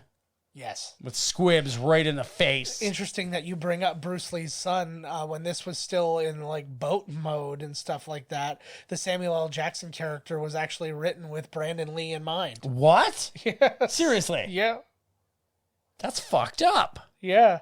But he died, so. Oh, he did. He's not So he was going to be Sam Jackson. Yeah. But again, this was when it was on the boat or whatever, and then it got the rewrites. Die Hard on a boat. Thank God. Actually, another one too. Jeremy Irons actually wasn't like I mentioned Sean Connery. They actually hired David Thewlis, who was in Harry Potter as Professor Lupin. He was also in Island of Dr. Moreau. And he plays the Shame Wizard in Big Dr. Mouth, Lupus? if you're not watching that. These guys have been sitting here these guys got the best job. This guy's just been sitting in a stadium all day. Yeah. No, that would be extra boring because he's been watching the grounds crew sweep grass. And he can do it better. He knows he could. He's German. Yeah. It's like, I could do this better. You call it putting a line down? So efficient. What are they paying you for? Is that a thing you're allowed to do? Oh, the Musla. They were just go to the stadium and just go in there. That's fine. Clearly nobody's paying attention. He just ran in. If you have the time, which nobody does in New York, you can just show up there hours early and just sit there and wait for the game to start. Yeah. If you got a ticket for a game, you can get in until that. It just has to be after the previous game. And that's right. Anytime after. Yeah. The second the game, the second last out happens, you just walk on. You don't even have to wait for them to clean popcorn and shit off of the places. You just have to be polite and get out of their way while they're trying to clean. There he is. That guy's the man. I would have loved just an extra line. Walter, you got to hear this. It just goes back to a shot of him. He's like, I don't think I do. Oh, there she is. She curled her hair again. Yeah. She's all over the place. Wouldn't that be amazing if there was a side movie where it's a wig. She just keeps removing the wig and then I got to be the reporter and then goes back. Oh, I forgot about this part. How do you forget? You do the Chester A. Arthur thing was so on your brain. Chester A. Arthur. Chester Copperpot. Was that Rock? Was this Rock live? It is. He just got out of the garbage room. Yes. Hello, Principal. I like how prepared for this a principal is in New York. Yes, I'm totally used to. Yeah, you know, like when they're like, "Oh, it's it's wartime. Get under your desks." Yeah. You know, this guy, she's like, "I've been waiting my whole life for this moment." Yeah. Goddamn boards. Yeah, I know. Fuck, put that up. Burning bridges. Someone's getting in trouble for that. I like that she's snuggling during this period. The big guy. I'm a terrorist and I snuggle. Of course you're going to snuggle up against that big old thing. He looks warm. Yeah. He's probably a great hugger. Well, and he's also got a pretty decent idealistic streak to him. Right. So it's just kind of like... He believes in something, not like these fucking assholes. You make me feel safe at night. Even though she's banging the other guy. She's banging them both. They're German. My favorite... They're cool with it. My favorite, too, is Bruce Willis always brings down the intelligence. Like they're sitting there and they're having some conversation. He's like, "Hey, fuckhead." Hey, shit, dick. It's me, McClane. It'd be like if Ben Affleck from Good Will Hunting showed up in the movie. How do you like me now, you fucking Todd? Where's he been at lately? He's laying low after Batman. He's still Batman. He'll be out with something. And until somebody else is actually Batman, he's just still Batman. He's just walking around. Man, he's been popping these pills. He's got a hangover like fucking McClane. Yeah. Well, he gets headaches. We know that. And McClane does too from drinking. Mm-hmm. I would love to see him take a pill like a real Nancy, he takes one pill, a big swig of water, and he's got his nose plugged, the whole deal. And he's got to take a shit ton of them. Yeah. It's 40 minutes of the movie is him. He did do the classic, feel my temple quick because my headache is so big. Thought maybe that was beneath Jeremy's iron. I have the pain here and behind the eyes. Yeah. It's an Excedrin headache. Oh. Walter. Take a look at this. This is Rock Live. See? Well, they just delivered what? Yeah. It's not a new giant thing? Yeah. Here's what's interesting. Did they even order one of these new refrigerators? Yeah. Yeah, they're always... Schools always order fridges. Nobody knows. But so many fridges down there. I like their version of it's not hooked up. It's not an unplugged, plug. It's a shaved wire. Yeah, yeah, exactly. Because when you get appliances, they don't have plugs. They just have, loose cable, loose live cables. Yeah, it's like setting up, lights or something. You got to connect all the pieces and put it all in the old refrigerator plug area. I bought a microwave and then I had to pay an electrician 6 hours of labor to install to set the thing up. Resplice the cord. Yeah. Come on, man. Use physics, man. Use physics. Just the right application of leverage. Oh, shit. This part's fucking awesome. I don't care what you say, man. Surfing trucks is cool. This is Teen Wolf style. I like the idea of the escape the flood kind of thing. I just like the shot when he's on the thing is just so garbage that the whole thing is. Here we go. I don't even really understand. Oh, shit. I was trying. Is that supposed to be the water, or is that the lights getting shorted out? It's a little of both. It's a little of both. It's a little of both. He does a good job backing this thing up. Good thing he's such a great driver. Yeah, I know. This is a good thing sweet move right here. It's a good thing you don't need a special type of license to drive that vehicle, much backwards. less drive it super proficiently. Look at that. That would be all right. Oh my Lord, you better run, McClane. So this was actually shot in unused aqueducts in this is in upstate New York. Oh, so counts. New York's in the name. Yeah. As long as it's not New Jersey. Oh, goddamn New Jersey. Oh, he's bottoming out this fucking thing. Yeah. All right. Well, surfing's my last option, obviously. My thought, I would roll up the windows and then just let it wash me to wherever it's going. That. Because the aqueduct does exit. So realistically, wouldn't it just shoot you out the end of the tunnel? How strong he is. He can pull himself against the current. That would rip your friggin' arms out of its sockets. That's more than not. Right there. That's so killer. Well, and that's that also. Forget it. I don't even want to get it. About how wrong that actually is. Yeah. Wouldn't it be amazing if he got up and he was perfectly clean now? It's totally dry. Frank Drebin style. Yeah. It would be like his shirt was perfectly clean and all that. And then I remember seeing this in the trailer and just be like, what befell him that he is in a puddle? You have to see the movie to find out. Really, I love too the happenstance of these two went such separate ways, and then they come into each other's presence again like so easily. I just happen to be driving by and he gets shot out of the ground. Well, what do you know? Like one is wont to do. That's always what happens. When you're embroiled in some kind of a crazy adventure, you'll always run back into the person. Yeah, it's fair. I love how many of these they come across too. This does look just like out of Death Stranding. Yeah. Especially the abortion code. I like to, it's just because it's very much like a bad video game where it's like, okay, we got the bomb. All right, well, we did that. Oh, now there's another one of the exact same bomb. Oh. It's way bigger. Look at those shit pictures in the background. Jesus, this kid, what is this, like the slow school? Holy fuck, who drew that? So it's the janitor, actually. Those are the janitor's paintings. And they're based on his feelings. Oh, that was Damien Demento again. Look like Eisenhower. Yes. I like Ike. This car's really taking a beating.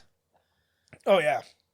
But again, they're German cars, so you know they're good. See, still going. How much does this movie cost? Oh, yeah, actually, we can get into that. Yeah. I have This is a fucking good one, man. I have this information. It's all real action, too. None of that bullshit CG shit. None of Especially that. the surfing. Yeah. So the movie, the budget was $90 million. Now, here's something interesting. It made $100 million domestically. So it actually, just from a domestic point of view, that's not that huge a success. It was the number 10 movie of the year. Would you say how much did it cost? $90 million. 90, okay. It cost 90, it made 100. It was the 10th. That's it? It was the 10th overall domestically, but it was actually the number one movie worldwide because the international audience is huge for this. Because you know what it made less because it's rated. Oh my god, there's Mississippi Beep. There's it's rated R. Yeah. That's why. Yeah, but it was but the other movies like Braveheart was rated R and it did like a lot better. You got Mel Gibson in a kilt. Yeah, that's fair. And you can see a lot of dinks. Oh yes. But yeah, so there were a lot of really big movies. Batman Forever was in there and all that. But the only other movie I could find that had the same distinction of not being in the top 5 domestically, but being the number 1 movie worldwide was Transformers: Age of Extinction. So it kind of bombed here, but it did huge numbers worldwide. I was like, that wasn't out at the same time. I got you. No. It debuted number 1. It was against Crimson Tide, Forget Paris, and While You Were Sleeping. Went down to number 2 in week 2 when Casper came out. But Braveheart and Johnny Mnemonic, which were both brand new that week, it beat both of those. Oh my God. Johnny, have we watched Johnny Mnemonic? No. Will we ever? If we would like.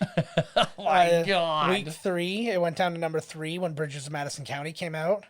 Number 4, it went to number 4, week 4 when Congo came out. And then it went down to number 5. It was really sad when Bruce Batman Campbell died. Forever.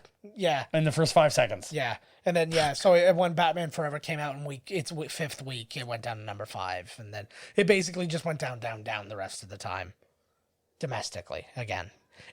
Woo! You can drive like this. Drive like this tonight on the drive home. I will. Boom. But yeah, it made, I think, worldwide, it made like $255 million. I actually had a hard time because I look all the box office stuff up on Box Office Mojo, and it's all changed because now it's officially part of IMDb. Wow. And so now the whole layout has them. changed. They got bought out or what? I guess. Oh, I don't know if they've owned them for a long time or what, but I'm still waiting for Joe Rogan to buy us out. Oh man. Or Stern. That's where the big money is. Yeah. Bring us on, Howard Stern. Well, looks like nobody's here. I guess I'll lock all the doors. Yeah. I don't understand the point of locking the door. We're going to evacuate the school. Don't lock the doors. Yeah, you better get out when they say. Mm-hmm. Yeah, what the hell? Phew, let's all play. At least it wasn't something racist. Let's all play dice. Or dominoes or some shit. Right. Or let's do double Dutch in the room. Double Dutch. You know. Oh, dead. Everybody's always dead in this movie.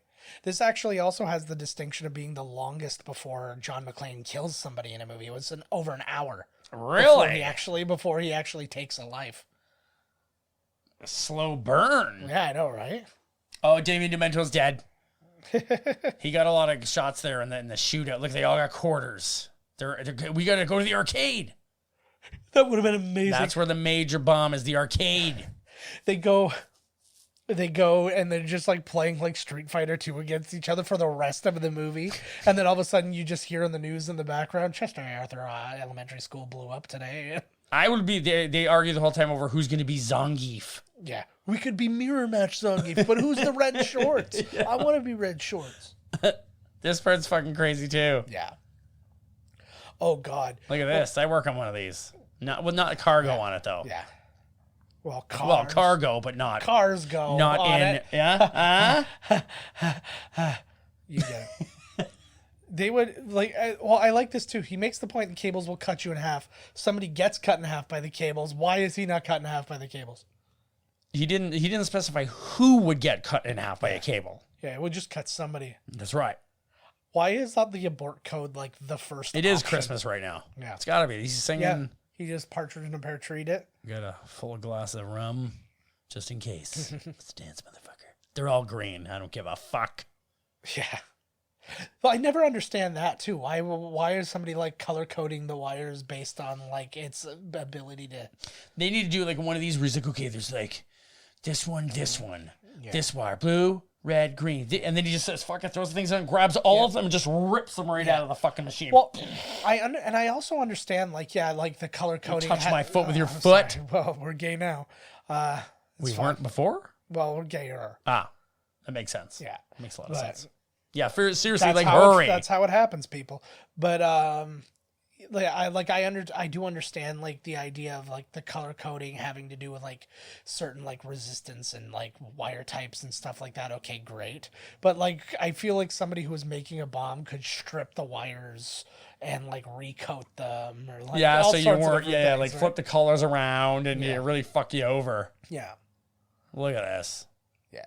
What were they thinking of? Like they were gonna shimmy all the way down to where it's connected to and then climb down. Also, how long is the winch on this? That's what I'm saying. Like this thing, they're like halfway down the fucking river here for God's sakes. Oh, here it is. Oh, we're getting to the end here.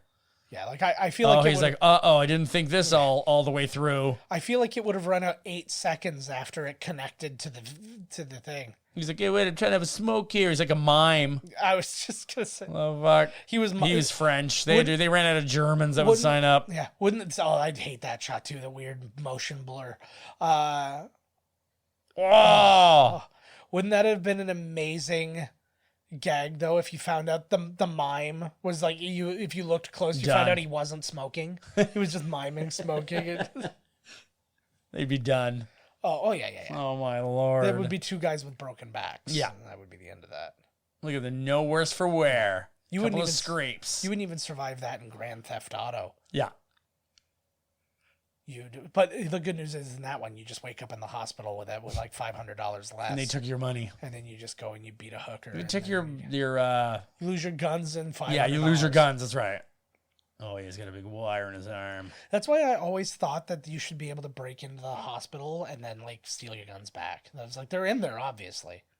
I like how like you can kill the hooker, but you don't get all your money back. Yeah. Some of it is gone. I love that. Well, it's because she's e-shopping. I thought automatically some of it goes off the top for her pimp. Well, money never exchanges hands. It's all like Venmo and shit like that. And then so it's like that's why that's gone. Uh-oh. Is that a piece of a transformer? His Terminator arm. He looks like what is this? He looks like if he was like 5 inches shorter, he would only play a professor. But because he's so tall, he can only play a monster. He didn't even need that. Yeah. That would be amazing. He pulls up Bumblebee's head. They're cutting out the swear words on the... There's so many swears that they can't fill them all in. I had to download a closed caption file for it, so you get what you get. Again, something I'd love to see. Don't fucking tell me what to do, man. If I want to shoot my own fucking leg off, I will. Yeah. Motherfucker. This is me. I wear no boats like this all. This is where I work, man. Yeah. Look at this. Tales from the sea. Yeah, right here. This was the next one I was going to say. Tales from the sea. Yeah. There's no seagulls here. They're all dead. You can smoke here. This is non-smoking boat, you bitch. I was waiting like to find out she's just constantly being sexually harassed by the other. She loves it. Oh my God, dude. Yeah. Why is he shirtless? What was he just doing? The answer is Ludwig Borga. Ludwig Borga. He's a bottom for Ludwig Borga, but he's a top for the big guy, Targo. Targo. Yeah, he is. He reminds me of the other dude. I'm trying to think of what else he's in, but it's like the same guy. He was in Titanic. Oh, I know. He's like the same dude. I know exactly who you're talking about. I don't know his name. He's like the same role in every other movie. Kathy Bates. Driver Sigmalan. Yeah. We need German, like a translator here. Yeah. Oh, he's gonna have a salt right there. Like Because all captains love hard-boiled eggs, so they have to have a container of salt, like right into the fucking bridge dashboard. Is there an autopilot on a boat? Yes. Okay, thank you. Well, the one that I'm on has it, yes. Well, I wasn't sure if it was It's an not all autopilot of or them, like it's a true. cruise control. There's an autopilot, because Okay. I remember going out there all the time, and if it's like, as long as you're going on the same course for a while, they just autopilot it. Okay, well that's slightly different though, because like autopilot on a plane is you set your course, Right. and then it will actually make the adjustments for you and stuff like Oh, that. not this one. They're getting there. You should see the bridge now on this one. It's got two. It's like an Ender's Game or something. It's Nice. like it's these two things, and you have to like if you want to go starboard, you go click this way, and then it turns that way. It's really weird. Sweet. I got it pretty well though. I actually did very very well. They let me steer the other day. Sweet. Oh, look at him just dripping. But did you drive it backwards and then like spin it around? Well, Like- I like did a in couple Tokyo drifts, Yeah. but nothing big. That would be amazing. William's taking a shit. You docked the boat, and instead of pulling, thank you. Instead of docking the boat, you swing it in and like park it like parallel park Perfectly between two other too. boats. Yeah, He said, "Don't shoot." makes that noise too. I want to know Targo's story because like he does like just. I feel like he's kind of an innocent in this. Like all things considered, like he's kind of like a political. He's been lied to. Yeah. No, but even then, I feel like you really feel for Targos. yeah, I do. But like he was sitting there, like, because he was just sitting there, and he was like, because McClane killed that guy, and he's like, "What were you saying? What were you saying?" And he's like, "He said, don't shoot." He's like, you just murdered my friend who was surrendering. Oh, he's pissed. Now he's angry. He's angry at everybody. Dude, you shouldn't be taking your aggression out on McClane. Team up with him. Yeah, that would be amazing. He's like, "We've been wronged." And then McClane rides him into battle. And then he has to choose between Targo and Samuel L. Jackson to continue his adventure. Like a video game where you can only have like a certain number of characters. Right. Like, who will you bring with you on this adventure? There was a game that I have to continue playing because there was a spot when it changed and I went the other way and I want to see what happens the other. You know what I'm saying? Like, yes. Where are you going, little man? I love games like that, man. That's why I loved Bunny. Still one of my favorite games is Knights of the Old Republic. Like, Why did he call him a bunny? I don't know. Oh, because he said something about being the Energizer Bunny. Oh, right. I was like, was that a German thing? Like, Yes. Yeah. They call all Americans bunnies. that's horrid. Oh. Oh, yeah, that's why'd you run then? Why'd you just hang around? Well, here's the thing. I knew it was fucking bullshit. That's why I ran shit myself. Yeah. Hello. But He's But like, the- you didn't need that clip. Boom. yeah. No, I'm just thinking is like really like now's the time you're gonna like fat shame me. You're about to die. Yeah. You won't remember it anyways. You'll be dead. Anyone marked 4? This great throw and catch. That was pretty good, actually. Actually, again, so it's not Rock Live anymore. He's now Charles S. Dutton from Rudy, where he's like From Rudy. I play- We're having a Dutton. He's still going. I feel like he should be like a Pixar voice. he was really good in Oz. Fucking A, everybody was going on. Actually, it was funny because I've been rewatching The Wire, and they should just call The Wire, see who's from Oz. Like literally every single person, even people who aren't weren't a big role, Right, are still in it. or like one way or the other. It's like Avon Barksdale's sister. I just like that name. Yeah, I know, good name. But Avon Barksdale's sister plays like the wife of Hamid Khan in Oz. It's like she's in it for like a minute.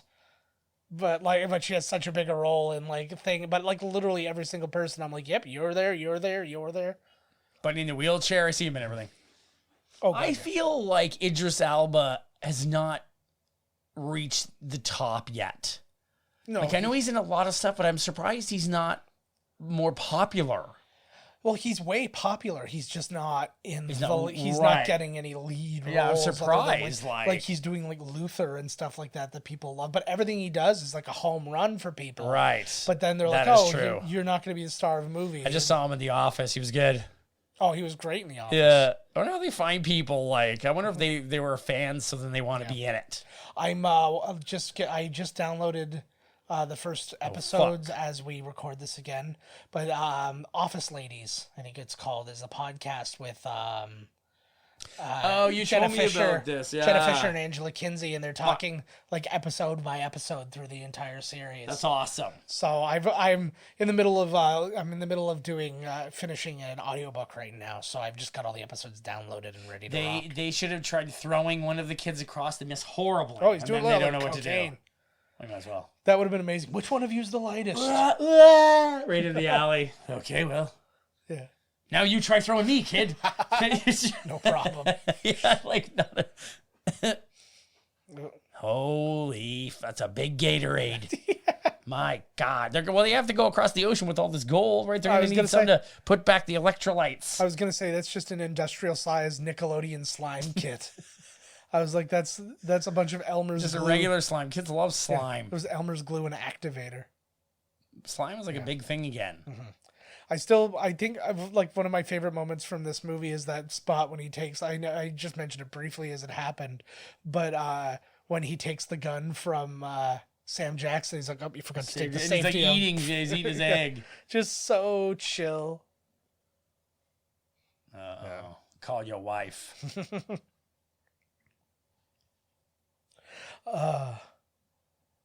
I don't know why the fuck they wouldn't just blow his brains out right here. Yeah. What the fuck? Like, yeah, Gabe, he's like, I've officially done everything I need to do with you.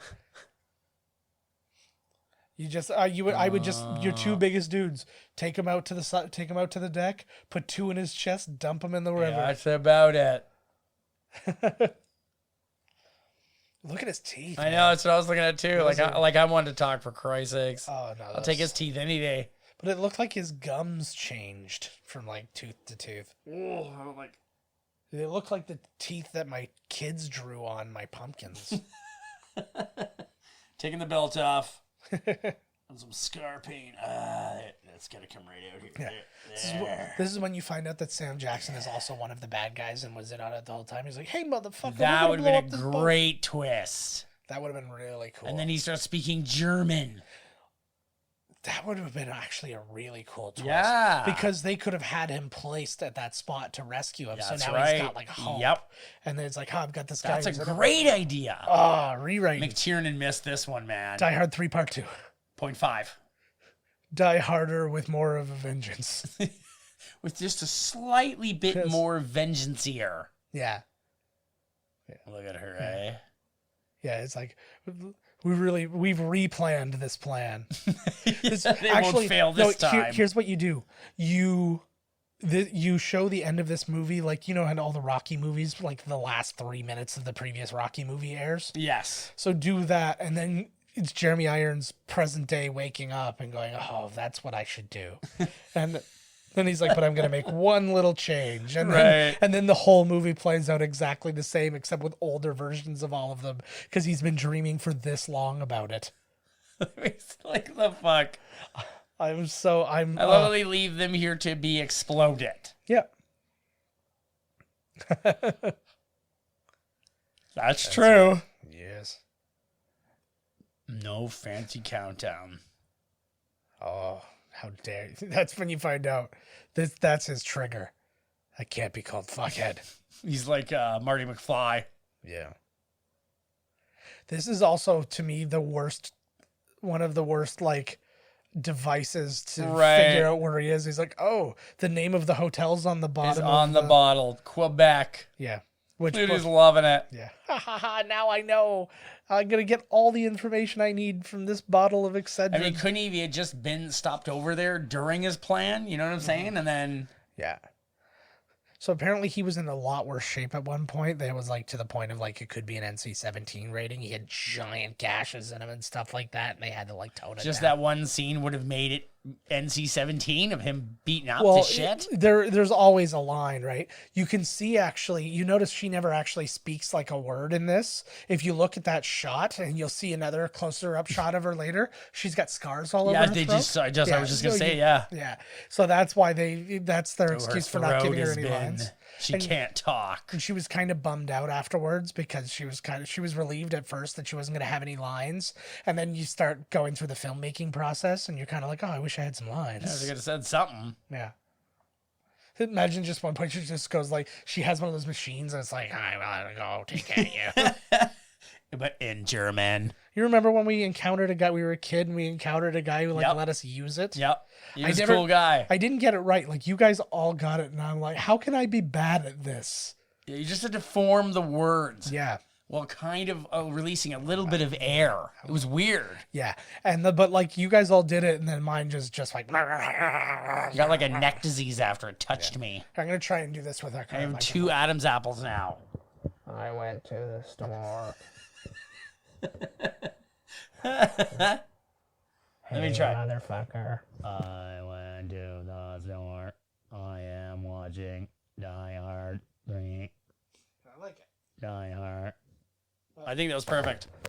I lost my Look microphone. at you. Your baritone, your straight up Barry White throat just exploded the microphone. You've been having microphone problems all day. I'm not paying for that one. Fuck that. No, you don't. What the fuck is happening? All right, I think we fixed it. And we're back. This is going to be us one day, buddy. Back to back. Strapped to something. I was going to say, we already are strapped to something ass to ass constantly. Fucking right. We want to save toilet paper in the world, so we go back to back when we poop. I reach under my legs and wipe your bum, and then you reach under your legs and wipe my bum. I just know what I picture is like a machine that does it for you. You like kind of string it up, and then you go ass to ass, and it's just us looking lovingly back at each other while it's running up. So it's like one side of the toilet paper is wiping you, one and the other side's side's getting. yours. It's like it's so you And it just watch should be doing the Brown do go. do do do do do do do do do do. No, but like a reworked version, so it sounds like a romantic song. Do, do, do, do, do, do, do, do, do. I love it. I always try and use both sides of the toilet paper anyways because it's a fucking waste. Just wash your hands afterwards. Turn the tap on with your feet so you don't get shit all over the fucking, faucet. I saw a video where a guy was like, this is how you wipe your ass. He's like, you take the piece of toilet paper, you stick your finger through it, you wipe. Oh, it's happening again. What the hell? You stick your finger. He's like, yeah, you stick your finger through the toilet paper. You wipe your finger. You wipe the toilet paper with your finger, and then you use the toilet paper to wipe off your finger. I love that. I was like, that's the worst thing I've ever heard in my whole life. Wicked. It's like a tutu. It's like a toilet paper tutu. Also, just the genuine fear of getting any poo particles underneath my fingernail. Like, I would cut off my fingers below the nail. Yeah, I'd be over. I think I made it. Have you ever wipe your ass and then there's somewhere near your thumb? You're like, what the fuck? There's shit there. And you're like, what? I can't say I've gotten shit like that on my hand at any Or when you look at the toilet paper, it's way in the bottom corner. You're like, that's not where I wiped. That is not where my anus is. Like, what is happening here? Where is this shit? What was it? It was I think it was Chris Pratt on what's it called, on Parks and Rec. He was talking to a doctor. He's like, doctor, maybe you can help me with this. Sometimes I just wipe and I wipe and I wipe and it just never stops. He's like, it's like wiping a crayon. Yeah, that's when it's hot mercury. Yeah. You just, you know what? By then you just slap one shit ticket to the area and just leave. Yeah. Just forget it. Just clog the hole and go. You know what? I've literally had moments where I've had that and I'm like, maybe I should just take a shower. Yeah, forget it. This is why they have bidets. Yeah. There's a lot of shit. I fucking hate those. I just give up. I'm like, whatever, everybody else, you just put up on my shitty ass. Oh, here you go. Boom. I'll let my underwear wipe my ass for me as I walk around. That's what it's for. I mean, come on. Yeah. We're not walking around naked, so I don't get shit all over your office. I mean, come on. Mm-hmm. We found our Thanksgiving weekend, we were driving somewhere and there was a huge car fire on the road. Literally, a cop tried to cut us off so we couldn't go forward because like, parts of the car were exploding. No way. Yeah. And we didn't let him cut us off. We just kept going forward. And so he cut off the people behind us who were actually with us, and they were like following us to like our destination. And so they cut them off, and like you could hear pieces like pop, pop, like stuff was exploding in the car. And you're like, holy shit. No shit. It could be the tires and everything too, eh? And we got footage of it, and we got photos of it. And the one photo, my son made like a gingerbread man last year, and it's like hanging from the dashboard of our minivan. Right. And it looked like the minivan or like the gingerbread man was standing on the bed of the tow truck that was behind the on fire car. Nice. And like everybody kept bringing it up. Yeah. He's all smiling and shit. I always thought I thought this was the end of the movie, and I was like, what? I was just going to say, I was like when I first saw it, I was like, are you fucking kidding me? The guy gets away? Like maybe there's going to be a sequel or something? Like, Well, oh, you know, it'd be a better twist. He makes the call to Holly. She's like, I can't talk right now, and she's in Quebec, and she's got like the double bandolier, and she's already there, ready to take them on. Oh, there's his butts. I like that his coat is too big for him. It looks like the same coat he wore in Striking Distance, for God's sakes. There you go. Probably bitch had aspirin. Reminds me of again in The Wire when McNulty gets put on the boat patrol. The old boat patrol. Yeah. Oh. See, I don't understand for the life of me. Like, somebody send us pictures of your pills that have the location of the 93S104. I'm trying to understand. Is that just because I'm like, that's not a postal code. I don't know. Maybe it's a thing in Quebec where all like hotel pills have to be labeled and yeah, those damn Gideons. Because wouldn't it have just been of like the store that you got it from, not the hotel? Yes. It wouldn't even be that though, because it doesn't. Because you know why? You don't buy any bottles of anything. You buy a box that has a bottle in it. Right, and then it has the And I mean, then that necessarily is where he's going to be. Mm-hmm. Could have been where he was. I guess. Yeah, exactly. Yeah, like we were scouting the place out, and I did some quick pharmaceutical purchases, and then went to do the crime, and then we're gonna head back there after. It's gonna be great. You're like, what the fuck? I think he already knows where he's gonna buy the country of Quebec. Yeah. Yeah, this is right around referendum time, wasn't it? Oh yeah, they'll go too. They'll be all for it. Yeah. Like some German guy wants to buy the country, give it to. Let's do it. To fallen comrades. He's like, you son of a bitch. Hate comrades who've fallen. He's like Trump. He's like, I like comrades that aren't fallen. He's like, I like the survivors. Yeah. I don't like losers die. But not Trump. He's unkillable. She's the most German. Like, to find out she wasn't like a German terrorist in real life was kind of like mind blowing to me. Only thing worse is to find out. You'll be the lacrosse. I'm gonna be the lacrosse team. Yeah. Nova Scotia, we get a Canada shout out, motherfuckers. Yeah, this is a very Canada movie now. Everything's Canada. You're damn right it is. Is he wearing is that really his eyes, or is he wearing contact lenses? I think those are his eyes. Oh, he'll be Padre. Hilarious. He does look the most priestly of all of them. Padre asks, whoa, she's gonna be attacked. Yes. Oh, she looks rough. I'm gonna fucking fuck you so fucking hard. That probably just for show. I feel like it was her own knife that she accidentally slit her throat. Like she was like doing her dancey, like knifey stuff, and then dancey knifey, putting on like a sultry knife dance, and she accidentally. Can we talk now briefly about jurisdiction and stuff like that? Where like I don't think a single New York cop can come to Quebec and take on an army. Oh, sure they can. I'm pretty sure that they can. John McClane. Unless you have tickets to the Just for Last festival. Nordelin. Uh-oh, now he knows the mistake. Hey, dickhead. Oh, and this is the other part too. Why is Samuel L. Jackson present? Yeah, why did he go? He was like, I'm done with this now. I'm alive. He's like, we started it. I'm going to end this with you, McClane. Yeah. I have kids that I take care of. I'm just going to leave them in New York, even though they just had a traumatic experience. Maybe they were just going to take him across town. And then McClane's like, no way. We got to take this chopper. There's no time. We got to catch him in Quebec. Yeah. Actually, now that's a good question. They're totally diverting from this. Does Sam Jackson take care of those kids, or is he just their uncle and they happen to interact with him, but they live at home with mom and dad type thing? I have a feeling they still live at home with mom and dad. Okay, so they just call him uncle. I don't think he really is their uncle. I think he's their uncle. I just don't know that. There's no mention of them at any point, so I just had assumed always that maybe they lived with him. Right, it might be, but at the same, I don't know. I'm not getting anything from anything right now. I always found this ending to be a weird one too. He doesn't fight the, Gruber, or I guess he already fought the right-hand man. Yeah. It is a very weird. So like I said, this is not shot in Quebec. This is in Maryland. Is in Maryland. Yes. I've been there. Oh, congratulations. Lots of broken down choppers all over the fucking place. Also where The Wire was shot. Oh, The Wire is so prevalent in this movie. Only because you're watching it now. Yeah. Well, I started season 2, and then I was kind of like, oh yeah, I remember season 2, and I just kind of stopped.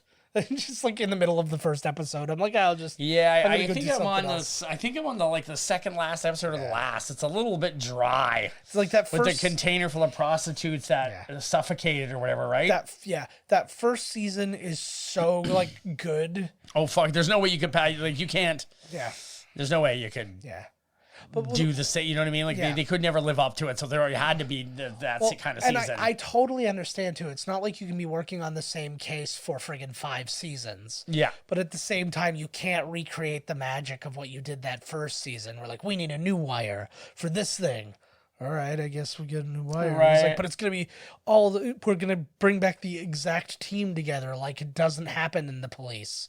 Yeah, because they'll switch over to this one, that one. Well, they knew that. Oh, look at that run. Well, especially because none of the narcotics people would be available because it's not a narcotics case. It's a this one's a different. It's a dead prostitute case. Yeah, I'm sure some of them were found traces of cocaine on them. They got to bring in the special victims unit. Ice-T's coming in. You mean to tell me that prostitutes do jail? Coco, get over here. Tell me that they ship them like they ship Hostess cupcakes? Yeah, that's right. They put them in packaging and fucking float them across the ocean. Yeah. I still feel like his name in is Ice-T in the show. Yo, Ice-T. Detective Ice-T. I love that he's married to Coco. I like that they love each other. As the show suggests. I love love. Well, no, it says Ice-T loves Coco. It says nothing about Coco loving Ice-T. Oh, my God. This so again 2 shots. No, but also the tone, the dev tone. So just we're going through the park. Say hello to your brother. Okay, I'm out of here. You can be used for anything if you just say it monotone. I feel like he said yippee-ki-yay motherfucker there, and they're like, nah, that's not the right place for it. That's the right place for it, right there. And also laughing drunkenly again. And also, what kind of a sociopath laughs at murdering people, even if they tried to kill him? I got him. Fuck those guys.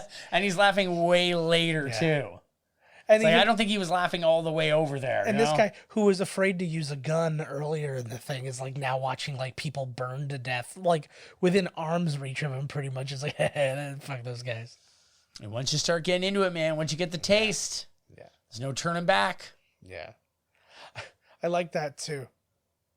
He's like, she's gonna be pissed at me for hanging up. Yeah, you're solving a fucking crime. Get over it. You're a hero. Well, she knows he should have quit the force a long time ago. You're now an international hero. What a movie. Oh, good God. Lord Deline, right there. Française. Canada, eh? Le Canada.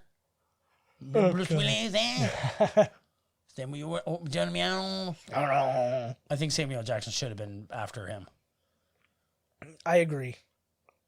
And then we just go right Menzies. to Peter Menzies, eh? It's that time of the month. He's getting his Menzies, right?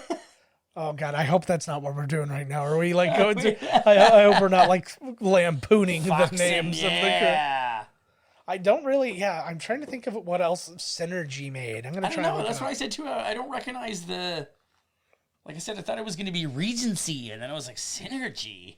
It's probably French. I mean, it's a French company. I don't know. We'll figure it out. I'm gonna fart again. Don't fart again. Listen to this. Ooh, that's a good one. All right. Synergy made Tombstone, Died with a Vengeance, Super Mario Brothers, Color of Night is the one we were thinking of. Oh my God, Judge Dredd. This is Judge the greatest Dredd. company ever. Renaissance Man with well, let's see what else we got here. Up Close and Personal, Evita, Medicine Man, I found the cure for cancer and you lost it. Oh my God. Scarlet Letter, Nixon, Shadow Conspiracy, Burn, Hollywood Burn, an Alan Smithy film. Oh, that's a great movie. So yeah, there's This guy's made a lot of winners. Oh, there's Rob Sedgwick right there as Rolf. yeah, there you go. You called it. You fucking look at that gang member. I could have been gang number 5, no problem. Artie Fuqua, Could have been that guy. you could have been. Fuqua, those guys, you know what I'm saying? Livery woman. Yeah, Wow. yeah. Klaus. So you said there's going to be another one. Who's directing the new I said Die Hard? Len Wiseman is on it to Len direct. Wiseman. It's all still a lot of like there. Little Tina was played by Charisma. Ooh. Oh fuck everything. Little Tina. She clearly, Subway they're Man like, was what's your name? Charisma. She thought that, getting a credit in this movie would really boost her stripping career. Man in Precinct, Paul Simon. Was it actually Paul Simon? Absolutely. He was actually there just- being arrested. I was just having dinner with Lorne Michaels and writing a song. And then they came along and said, hey, do you want to be in the background? What? Danny Aiello III. Oh, it's a return. Jeff Ramsey. Okay, I don't care about that one. that didn't like. Didn't do it? Didn't do it for you. Yeah. Ooh, he's actually. Oh, look at him. He looks like an Aiello. Oh, he's that a stunt. He's a stunt performer, and he is the son of actor Danny Aiello. Oh my, he looks just like him. He looks like a You- full-on mobster. You cannot make a movie in New York City without having one Aiello Yes. somewhere amongst the set. Yes. Or if you can't have either of them, whatever the name of your star is, has to have an I, an L, and an O. Yeah, it's the They have Aiello. a big pickle on set. That's why like Frank Grillo's getting so many jobs right now. Frank Grillo. He's got Aiello. Is he? I don't know. He's fucking working, I'm sure. He's got to be his crossbones. He's crossbones, so gotta he's be. doing just fine. Oh, he's probably on some Netflix thing that I've never Yeah. seen and never will. All right, guys. Let's start the countdown on this one. Thank you so much for listening. As always, you can get us at miscastcommentary.com. Email us podcast@miscastcommentary.com. Find us on Twitter at miscastpodcast. I'm at JK Finley. Todd's at miscasttodd. Instagram, find us at miscastcommentary. I'm at JK Finley. Just adding stuff. Todd's always adding to the. He's been adding a lot of just Tales from the Sea stuff lately, and some fun stuff on there, so check that out. Call us 1-289-479. No, that's not our number, don't worry about that. I'm just cutting that part out. Call or text us, you know the number, find it. Yeah, we're good, man. We're good. It's so late. It's so totally. we're having a Shit out of the Roman codes before I came over. was that Oh, yeah. Oh, I got to be up so early to get a marine medical done. Oh, Oh, dude. God. well, you should have said something. We could have Fuck like that. redone You this. just give the guy the money. He doesn't give a fuck. He comes up with your arm hanging off. He's like, you got the money? You got the... Use your other arm. That one's a stump. Yeah, you're in. You're fit for duty. You did it. Play with my You dick. come in with like a gunshot. He's like, you're fine. As long as you can drag yourself out, Yeah. you can die on the porch, but the door has to be closed. Yes. I don't understand. He passed physical. He was fine when he was in here. I don't know what to tell you. Like, blood stain from the office all the way out the door. Yeah. I don't know. That wasn't his blood. That was somebody else's blood who didn't Get pass a marine different day. medicals. Holy fuck. Good times. Back to sea, baby. Fighting krakens. You've seen, probably in the last month, you've seen more doctors than I've seen in the past 5 years. Probably. You're slowly dying. Still going. Not slowly. Very fast. Very, very fast. Yeah. So if Taking you're it very interested- well, actually. If you're interested in replacing Todd on this show within the next couple months, give us a call. Good luck. You have to be... It's a thankless task. Yeah. You have to be available at really ridiculous hours. Yeah. On call. You're essentially on call. Yeah. Joe's free for 8 minutes. Quick, we got to squeeze in a movie. BJ Bjorkman. BJ. Oh my God, is that our next movie? Yes. That sounds like something. I am that sounds like a hero. Bjorkman. Yeah. He turns into Bjork at the most inopportune moments. Yes. And then they go against the blowjob queen. You want a BJ The Bjorkman? blowjob queen. Do you want a BJ Bjorkman? You're always punching out reporters. Like, don't get a reporter anywhere near you because you will punch the fuck out of that lady. I wouldn't eat at a caterer that has the word cat in it. That's just God, what? there was just the name of the caterer was Tomcats, and I'm like, yeah, that just makes me think that you're giving me cats. And it's from New York. They definitely are. Yeah, you know. The Fushnikins. I love the Fushnikins. Eric Sermon. Oh, nice. What Yeah. Mark Mangini. All I know All I know is I'm never going to New York. is that Especially now Shaquille. with Trump in there. Yeah. No, you know what? I love New York so much more because like he comes out and he's like, I'm the king of New York, and everybody's like, fuck you. And then he like he's so brutally lost to New York. Like he would go to New York and be like, Hillary Clinton, she's not doing anything for you as like the senator of New York, blah, blah, blah, but I'm Trump, you love me. And then she got like 80% of the vote. And I was like, oh, ouch. A building where your name is up on half the buildings, and they're like, my "Go God. fuck yourself." Oh, did we tried the phone THX thing We one did. time, didn't we? It's just him crying. Oh, do we want to phone him again? Yeah, try him again. Okay. See if they'll answer Well, this now time. that we actually have it, that we could do it on here. Sweet, here we go. Okay, so Oh yeah, Good Day to Die Hard is the last one. Never saw it. Here we go. Call him up. TH. It's just Lucas, and he goes, "Tell me how much." It has dialed. Please check the number and dial again. Oh, Oh my God. my ears are bleeding. Sounds like when you call our line Yeah. because it's busy because they're so popular. All right, guys. Well, this is as good a place to leave as any. We'll see you next week. Live for your Die Hard, motherfuckers. This has been Miscast Commentary with your hosts, Joe Finley and Todd Murray. Executive producer, Joe Finley. Be sure to like, comment, and subscribe to the podcast wherever you listen. Visit www.miscastcommentary.com for all news related to the podcast. Miscast Commentary is a Miscast Media production.